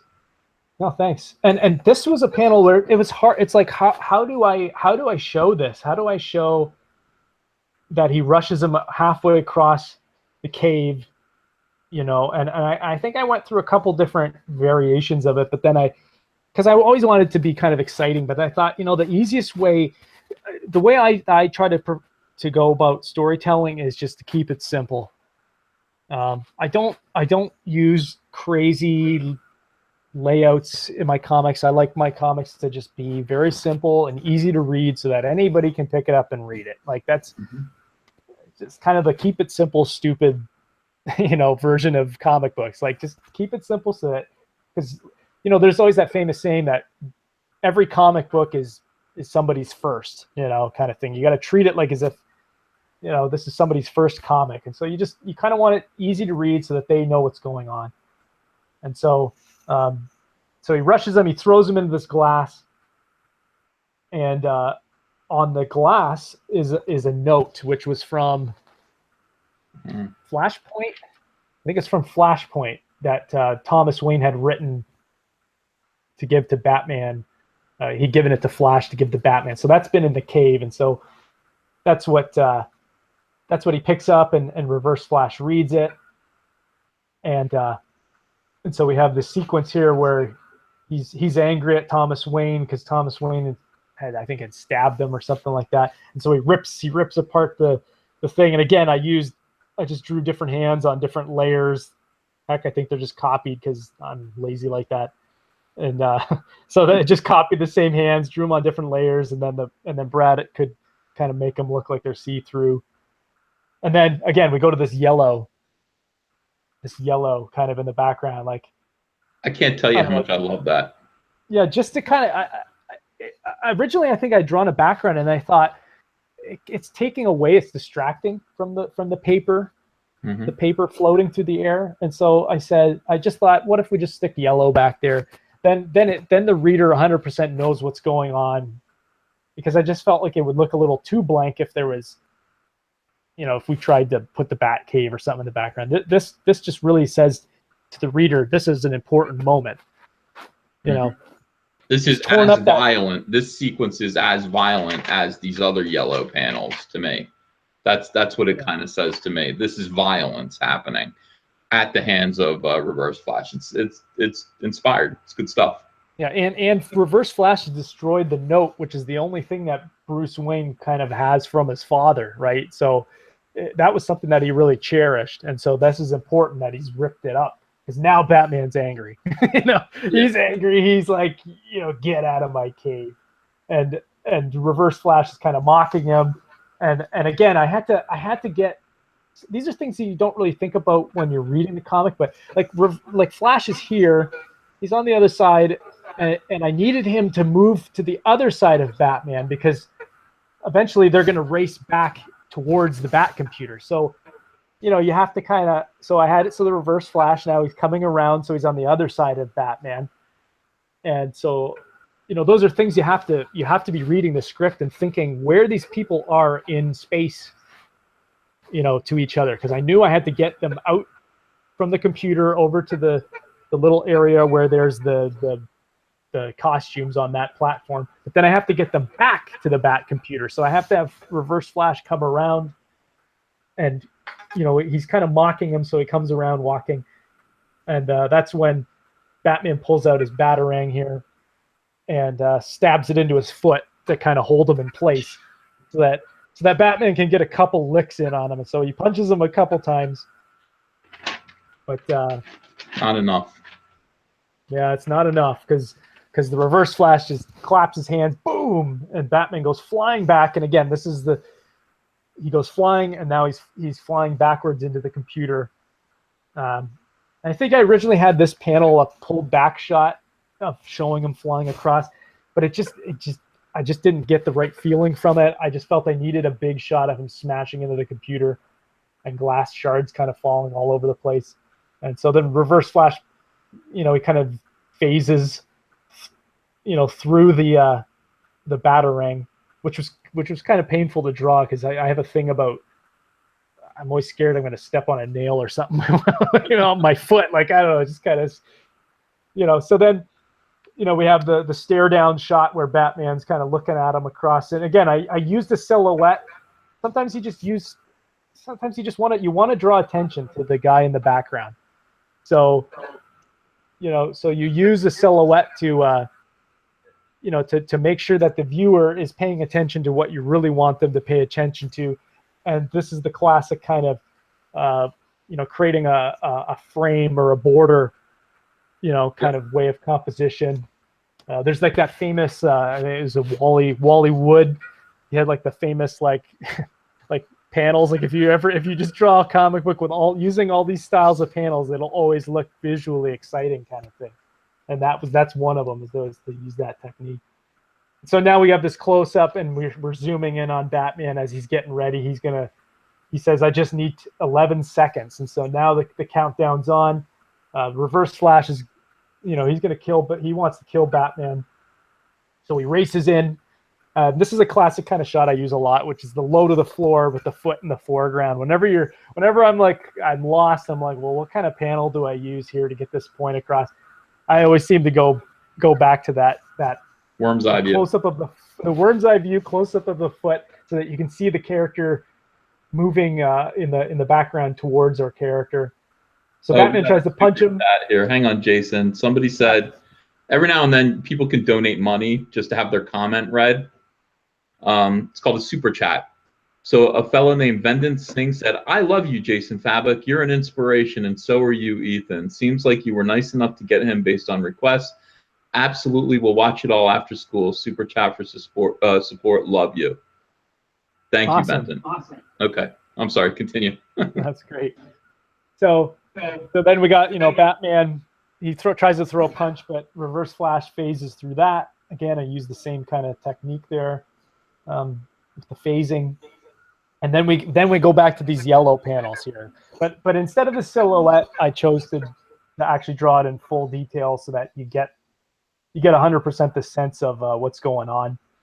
And then here it's a reverse of kind of this shot where this is the close-up of Batman's foot. Now we get a close-up of the fist of Reverse Flash, and now Batman's in the background and he's injured. Reverse Flash races at him. We get a big punch in the face. Batman's going to kind of get the upper hand. Now we got the reverse of that panel. So now it's Batman's fist and Reverse Flash is on the ground, kind of in the reverse position. But now he runs in and he gets the better of Batman. 2 seconds left. He's just pummeling Batman. Batman's, he's not having a very good day. Wow. And then we kind of end the 9-panel kind of pages here with 1 second left. He picks him up. And I thought this was so great because this line wasn't actually in the original script, but because it ends with 1 second and Batman's still alive, he laughs and says it's overtime, which is what was happening in the hockey game. In the hockey game, it was an overtime game that was happening, and so he says overtime. He's all bloodied up, and boom, we get the big punch where Batman's the kill shot. Ragdoll. Yeah, Batman's going to go into ragdoll mode and just fall over. And he's got glass shards stuck in his back. So he's pretty messed up. So then we go back to the 9-panel pages, which again, I think is just to slow things down. It's if the fight's over, we're gonna use the 9 panels now to slow things down so that you have to take your time and read each panel. And so now the reverse flash, he approaches the button, he picks it up, and I pretty much use a stat panel for the next few here as he disappears. And you know, just, you know, we have the same panel, 1, 2, 3, 4, 5 panels of the same thing, just to denote that time is passing. Who knows? Maybe it's a minute has gone by, but time is passing. He's knocked out. The button is still, the smiley face is still looking down at the whole situation. And then that's when, boom, he comes back and he's burning. He's just burning. What the heck happened? You know, he's just burning up. And and he falls. And just half of him is. The other half seems okay. It's really strange. Yeah, and the thing was, is at the same time as I was working on this, they were doing issue 2, which is drawn by Howard Porter, and so he was sending me some of the panels that he was doing, and so he had it so that the Flash was, that's how he looked. He was half burnt on half of his body. What did Tom King say in the script? What were you supposed to draw? I think he said kind of the same thing. It was like he's burnt up. He's burning up, and he's slowly burning, and his flesh is falling off, kind of thing. And but because I had seen what Howard Porter had drawn, that's I kind of brought that into how this is here. Yeah. You know, so he falls to his knees. He's burning up, and we're getting closer on him. And you know, the camera's kind of tilted now, instead of it being straight on like it was here. It's tilted now to, I like using the tilted camera just to kind of say that something's off here. Mm-hmm. You know, the viewer's like, you should be a little weary about what's going on here. So it just adds a dynamism to it. So he's screaming. He says, "I saw God," and the close up on his eyeball as his flesh is pretty much melted away. And then we get another stat panel here at the bottom, looking down at the Batcave. It's a nice pulled back shot, and the Flash comes racing in. We know it's him because it's now the yellow instead of the red lightning. And so he races up towards the to the Batcave, and you know, and then we have that final page with the dead reverse Flash, that's how I got like Howard Porter. That's how the panel looked when he had sent me his. Yeah. So I tried to, and Batman's in the reverse position, lying the other way, and the Flash is coming in from this side on the page, and he's doing a hockey stop, which again calls back to it calls back to the hockey game. He's doing the hockey stop, and the subtle stuff that you added, it's really terrific. Yeah. So this book I think was the one where I thought the most about that kind of stuff. Usually I don't. I just kind of go with my gut feeling and just go with it. But this one, it was like I because it was kind of an homage to the Watchmen. I really wanted to think about the way that my panels were laid out and what I was doing in each panel. And so is this your masterpiece right now? I think so. I think this is the book I'm most proud of from a visual storytelling, you know, perspective. I mean, the story of that issue is very simple. Mm-hmm. You know, it's very simple. It's a very simple concept, but I think that you know, just the way that we tackled it, you know, Tom and I tackled that book. I think his script was very well laid out, and he kind of knew he knew what he wanted me to draw on each panel, and I tried to channel Dave Gibbons and tried to really get that feeling out of this book, like as if you were reading a continuation of Watchmen. And if those 2 pages that we didn't cut out of it were actually in that book, it would have even been even closer to Watchmen, because like I said, the opening sequence was actually like an homage to one of a famous scene from Watchmen, and it would have been really neat to have that scene in there. But like I said, maybe it'll be used in Doomsday Clock. This is Jason. This is miraculous. This is a great book. It's an example of DC Comics at their best. You, a thinking man's artist, you're still a young man. It makes me excited and hopeful for what's to come from the future from you. And I can tell that you slave and you bleed over your work and you really care about it and you have great integrity. I want to ask you what, and by the way, for people watching, I'm going to ask one more question, and then we're going to turn it over to you guys for questions. You'll be able to do a Q&A. I will pick the best questions for Jason and ask him live. But I do want to ask before that, what was the reaction to this comic book? What did you hear back from DC Comics and then from the fans? The reaction, I think, was really positive. That book is the one I signed the most of now at cons. That issue, everybody really liked all of those lenticular covers, and they also really liked the complete storyline of that series. But that book, I think, I remember hearing back from the editors and even Tom King. They really thought I did a good job, and that's all I ever try to do. I just try to, every book I do, I try to give it my 110%, and I try to get it done on deadlines, because that's what your editors are asking of you, is to get it done on deadline. So I try to do that, and I try to do it to the best of my ability.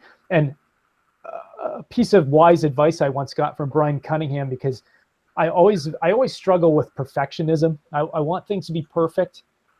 And that means that sometimes I put, too much into pages, too much detail, slave over things that really aren't necessary.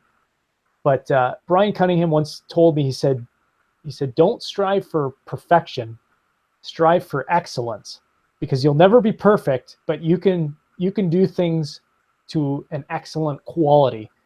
And when he told me that, that kind of, I think, freed up my soul a little bit, and it kind of helped me to see things differently. Like, you're never going to be perfect. You're not going to draw a perfect book. You're not going to draw even a perfect panel. Like, you're always going to look at your work, and you're always going to see your mistakes and see where you should have changed things. But if you strive to do it to an excellent degree, meaning that you're putting all your heart and all your soul into it, and putting the time into it that you need to put into it, and working hard, then you can be proud and happy of the work that you do, and you can look back on it, with fond memories. And there's plenty of books that I've done that I'm proud of, but I think this one, and like I was mentioning, the stuff I did with Jeff on Justice League, I think those are like the things that I'm the most proud of. And I think that those are also the books where I've really started to come into my own. I've kind of learned a lot of stuff. I learned and got a lot of the rust out of my system with some of the books I was doing in the with Detective Comics and Batman the Dark Knight and stuff. Now I feel like I've kind of found my voice, and so it's I'm focusing less on the things that I'm trying to learn to do, and now I'm actually just taking my knowledge and actually putting it into the work, and I'm finding I'm more and more happy with the work I'm doing now because of that. Amen. Great. I mean, this is just, it's great talking to you, Jason. So let's open this up to the fans so they can finally ask their questions. The chat has been moving pretty fast the entire time. I wish I could go back and read it, but it just goes. Somebody wants to know, and I'm going to phrase this in a different kind of way. So you can do any book that you want, but I want you to think about something that you'd want to do without sales in mind. Okay, so this isn't going to be a big hit book. It's just a DC property that you really want to do. Well, I'm actually doing that right now. I'm doing a Swamp Thing one shot, and Swamp Thing is a character. I think Swamp Thing would probably be either be my second or third favorite DC character. It would probably be like Batman, Superman, then Swamp Thing. And Swamp Thing has always been a character I've loved since I was a little kid. I didn't read the comics probably until I was in my 20s. But I remember watching, there was an old cartoon show in the 90s when I was a kid, and there was a couple of really lousy B movies. But We had those movies taped off of TV, and I used to watch them. I've always just loved that character. And so after I finished the Button, and I've been kind of waiting to get script on the next big project, I knew I would have a little bit of time. And so I really went after DC and said, I want to do a passion project. I just want to do a Swamp Thing one shot. Give me 40 pages of Swamp Thing to draw, something that I can be proud of. And so that's what I'm working on right now with Tom King. And I knew I wanted Tom King to write it because we had been talking about doing Swamp Thing, and I really liked his take that he had Swamp Thing in one of the issues of Batman recently, and I just really liked his kind of how the storyline and everything. And I said, I want you to write this. And so I ended up giving him a pitch of something that I wanted him to pretty much just take and turn into a story. And he kind of took bits and pieces of it, but then set it in, instead of in a swamp where I wanted it to be set, he set it in the winter in a blizzard. And so this whole issue I'm drawing, it's in the snow, it's a blizzard, and but it's really pushed me. It's really, I think I haven't really drawn too much organic stuff like trees and water and mountains and hills and scenery. And so that's what this book is. And I think I have one more page to go, which I'm going to probably finish up tomorrow. And again, I think it's just one of those issues that I'm going to look back on and be really proud of. And I can say that, yeah, I did a Swamp Thing book. You know, I would love to do like a 4-issue series or something, but check it off. Yeah. So, you know, for now, I think this kind of quenches that desire. I wanted to do something different. I didn't want to just do another issue of Justice League or Batman or something. I wanted to do something totally different and just kind of cleanse my palette so that whatever my next project's going to be, it'll, I'll have gotten this out of my system and I can move on. All right, so you got a lot of questions here, so I'll try to go through them and get as many as I can here. You can be brief if you want with some of these answers. Jason, please tell us why you quit doing ongoings and if you'll ever do another again. This guy specifically mentions he wants a John Stewart solo book out of you. Yeah, I had mentioned after I finished Darkseid War, I was just burnt out from that lifestyle. I just didn't.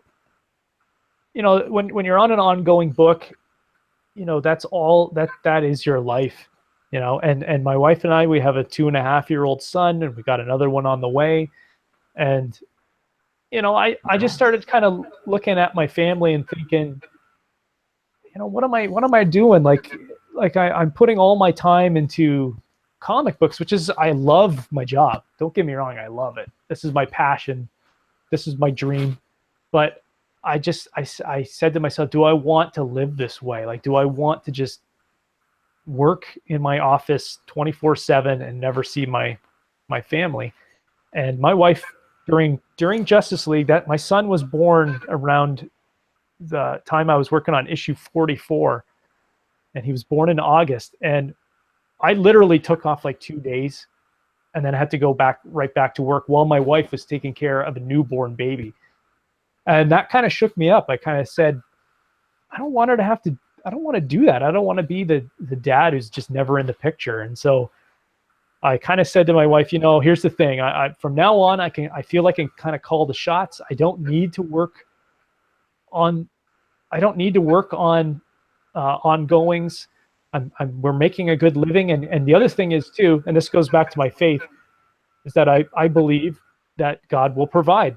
And I believe that you need to be content in where you're at in your life. And I know that whatever happens, God's going to provide. He's going to put food on the table. He's going to provide me with work. And the funny thing is, this last year I only did 3 issues. Yeah, I'll only be done 3 issues in 2017. And yet I had more work this year from outside sources that was less work for more money. so I did a whole bunch of little things. Like I designed some coins for the Canadian Mint that were for the Justice League movie, which was a really cool opportunity. I ended up designing some more stuff for them. I did some other things for Warner Brothers, designed some action figures for DC Collectibles. So I did a whole bunch of other little things and ended up having a really good year. There was not much stress. I got to hang out with my family, got to take weekends off, go off and do things during the summer. I think every weekend in the summer we were gone somewhere. And I just really had a good year. And I will say that I'm not done with ongoings. I just for this period of my life, I needed to step away from it. I know that next year there's going to be some big projects that I'm going to be jumping into that are going to take up a lot of time. But those projects, from what it looks like, it's going to be a little bit more lax on the deadline. But there will be a large chunk of work that will come out next year. Hopefully, and I'm not saying never to ongoings, because I will probably do it eventually. But at this period in time, I needed to take a step back, and I needed to put my family first. Yeah. And this is a good question here from Ashland Reaver. Ashland says, can you ask if he has conflict between faith and work? And I think you touched on that a little bit, but if you want to expound on that a little bit. Yeah, I do. I think I did more in the beginning, because when you're first starting off in your career, you can't really say what you want to work on. You just take whatever job they're willing to give you, because you're trying your best to just, get the work done and keep making a good impression, so that you can, keep getting more work and grow your career. One thing that I had mentioned before is, I pray about everything. I pray about every offer I get. And I always just pray that, God, that I say to God, Lord, whatever you would have me do, put it in my hands. If you want to shut doors to certain projects, do it. I trust that you're going to lay the right projects at my feet, and you're going to show me the direction I need to go that would make you pleased at the work that I'm doing as well. And hey, you know what? you put your career in the hands of the creator, and all of a sudden, things just go well. Things have gone really well for me. Yeah. And it's funny, all of the things that I've always dreamed of, all of those things have come about. I've worked on a lot of characters I've always dreamed of, and I've worked on dream projects. And a lot of that was just, I just pray. I try to have prayer time, and and I try to, God knows my heart, and he knows what I want to do, and he knows what I don't want to do. And, so far he's kept me away from projects that I don't want to do, and has given me projects that line up with what I believe in. And I haven't had too many conflicts where I have to really balance that. I find that the conflicts come more from what I was just talking about, like knowing that you have responsibility to your family, and you're now that I have a son, I have responsibilities to be a leader in the house, and a responsibility to be a spiritual leader to my family. And so, that's where the conflict comes a lot of times. It's just how much work, what am I really, the most important things in your life is your family and your relationship with them. And it's really not the comic books that you draw. In the end, at the end of my life, I'm not going to sit there and think, oh, I wish I would have drawn 3 more comic books. I wish I would have taken that monthly back in 2017. I'm going to say, no, you're going to say, I wish I had more time with my family, so, and I think that if you look at your life, and you look at your career, and whatever you're doing, whatever your passions are, if you look at it from that perspective, and you put, again, as a Christian, I put all those things in God's hands, and I trust that he's gonna put me on the right path. And there's going to be ups, and there's going to be downs. He's going to take you. God sometimes takes you through valleys, and sometimes you go through dark spots in your life. But as long as you're always, following him and going towards where he wants you to go, he doesn't steer you wrong. And I've often said, if it's God's will that he all of a sudden pulls me out of comics for some reason, then so be it, because I know that I'm content, and I know that God will put me in a position where my talents can be used, or whatever. He's going to provide, and he's going to put me in the place where he needs me to be. Thank you, Vedant Singh, for the super chat. You're asking about how he got started. You can go back and watch the beginning of the interview. You'll get all that information. He does go over that pretty extensively at the beginning. Somebody does ask, are you still friends with Dave Finch? That's a fun question. Yeah, I am. I don't talk to him as much, even though we only live about 30 minutes away.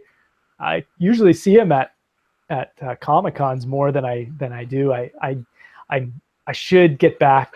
I should go over to his house and hang out with him, because whenever I go over there, whenever I see Dave, we have really good times and good chats. And I will say that I do still look to him for advice, for mentorship. You know, he's one of those guys who's been around for a long time, and he's done it all, and he's very wise when it comes to those things. And so, you know, I'll sometimes I'll send him an email and ask him about something, and you know, he gets back to me, or I'll give him a call and see what he has to say. But yeah, Dave, I can't say enough good things about Dave. He's him and his wife have been such a massive part of my life, and I wouldn't be here doing what I'm doing if it wasn't for David Finch seeing something in me, seeing a potential, and teaching me. Mm-hmm. Tiago Murta wants to know, are you a fan of non-American comics, manga, French? If so, what are your favorites? You know what? I have to say that I don't really know much about non-American comics. I respect the art styles and whatnot. You know, from both manga, even though I'm not a huge manga or anime fan, but you know, there are some films and stuff that I've really liked when it comes to that stuff. I've always wanted to get into more of the European and French comics.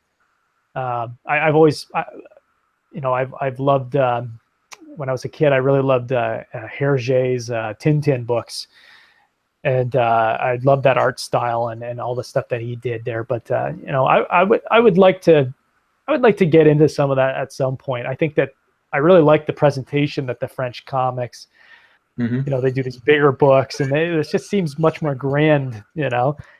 But yes, sadly, I need to get into some more of that kind of stuff.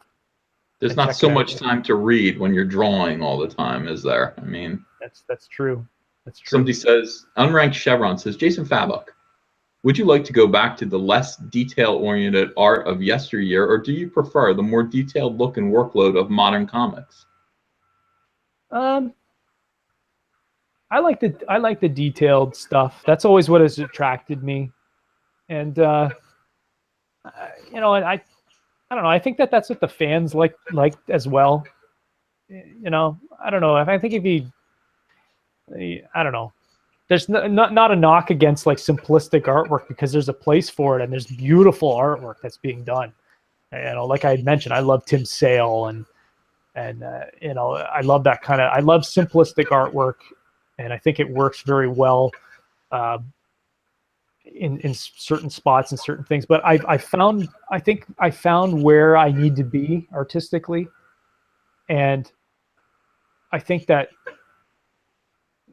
you know, my selling point is that I can pump out high quality, high detailed art really fast, and that's what the comic book companies really love. And so you got to ride what is working for you, and it's working for me. You know, I think it would be fun to experiment. You know, like one of my biggest inspirations is Mike Mignola, and I mean, he's simplified his artwork. It's very, you know, very simplistic, but it gets everything across. All the shadows are there, and the storytelling is beautiful, and the way he uses negative space and all this kind of stuff. And I love that. I think it would be cool to maybe do like one day work on a Hellboy or something and try and ape some of that style in a way, or simplify it just enough that you can kind of get or add it to what you're doing. I mean, you know. Yeah. So, but for now, I'm just following what I'm doing, and it's paying off, and that's you know, you just got to keep going with what works. Got two questions that keep getting asked here. Nasser wants to know, is Jason going to C2E2 2018? And then Wildcard wants to know if you're going to Big Apple Con in 2018. I haven't been invited to those cons yet. I don't really do comic. Every year I do maybe 3 or 4 cons. I just find I don't really have too much time to do many cons. Mhm. I always have fun. I always have fun when I go to them, but most of the time, my wife and I choose cons based on the location and if we can take a little vacation. You know, so like we did Hawaii this year, and we went to Hawaii for a week, and you know, we went to Vegas, and we did some different things like that. And I know that next year, it hasn't been announced yet, but I'll announce it here. I know I'll be going to WonderCon.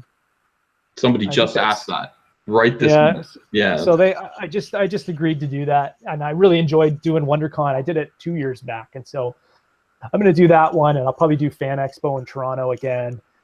And I'm kind of trying to see. I'm looking at the list of cons and trying to figure all that out. So once I know, I'll let people know. Okay, I'm going to ask 2 more questions and we'll wrap this up here.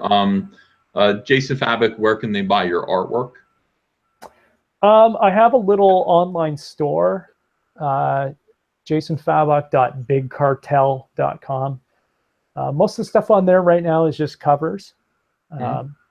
That's pretty much all I sell, really, because a lot of my work is digital. The covers, I mean, there'll be splash pages and stuff, but a lot of those get snagged before they ever reach an online store. A lot of times, certain art collectors, they know, okay, I want a splash from this book or whatever, and so a lot of those go quick. But I am hoping with my next project, if all works out well and we have the time, I'm hoping to actually do most of that all traditionally. I'd like to try and do a book, either just pencil it and then have somebody ink it, or try and pencil and ink the whole thing. I would like to try that, but again, I always say that, but then when it comes down to it and it's actually deadline time, it's just so much easier to just go with the digital process. But that's where you can find some of my artwork. And I'm hoping to get some head sketches and stuff up there soon, but I just haven't had much time to really do that. So, yeah. Okay. Diversity, inclusion, compassion, and kindness in comics, who is a YouTuber that people should follow, says, what would you do if you couldn't draw? Do you have any other passions? Oh, man. Well, I think filmmaking. I really wanted. I think that's kind of where I fell into comics, is that I loved the fact that it was kind of like filmmaking, but through artwork on a static page. You know, it's essentially comic books. It's almost like a storyboard for a movie. And that was the original. I had kind of mentioned that at the beginning, that there were some doors that were closed. And one of them was that I had applied to a film school when I was in high school. I applied to this film school, and I felt like I had all the grades, I had everything, and I felt I should have got into this film school, and they denied me. I didn't get in. And I remember just feeling so angry, and I remember questioning God, saying, like, you knew this was my dream. Why would you shut the door? You know, why would you shut the door on this? And now, looking back on it, he shut the door because he had something better in mind, you know? And so, you know, but filmmaking, I feel like my storytelling ability that I have in comics, I think I could, that would translate well to making films. I don't know. I like to teach. I think it would be fun to teach, to be a teacher. Or art teacher, or you know, or you know, history or something like that. You know, that kind of thing is fun. I wanted to be an NHL hockey player growing up, but I just, you know, when you kind of realize when you're like 13 or 14, if you haven't like gone to like some of the upper echelons of like junior hockey at that point, you're pretty much not going to ever make it. But that's always still. That's always still like a dream of mine. It would have been to play hockey, but you know, I don't know. I'm sure I would have found something. I'm sure I would have fallen into a passion. All I know is that one summer I worked at like a tool and die factory, and I just sat there thinking to myself, like, I can't do this. I need to do something creative. I need to do something where my brain is being creative and I'm writing or I'm creating something. That's that's what I knew my life, like my life had to be. My calling was something to do something creative with your life. And so I find the most joy when I'm able to be creative. Thank God that you do. You are a modern master. Jason, I am so glad that you joined us tonight. A lot of people are saying thank you, thank you. Somebody just gave me a $5,000 yen super chat, Project RX. That's probably like $50. Thank you very, very much. That'll go to the channel. And people are thrilled to have learned about you. And I thank you. I mean, thanks for joining us tonight. Absolutely great.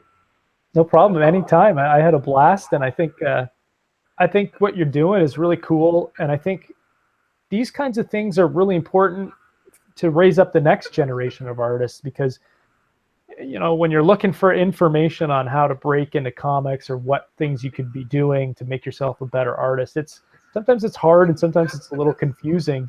But when you get to hear how different artists and different writers, how their path was, this influences that next generation. And I hope that, you know, I think it would be really cool if in, you know, 20, 30 years, you know, there's artists coming up that are saying to me like, hey, you really influenced me, just like, you know, me saying to you that you influenced me, or Jim Lee influenced me, or David Finch influenced me. And that's kind of, I'm hoping that we'll see really great artistic talent, you know, coming out in the future and carrying on the torch of comics.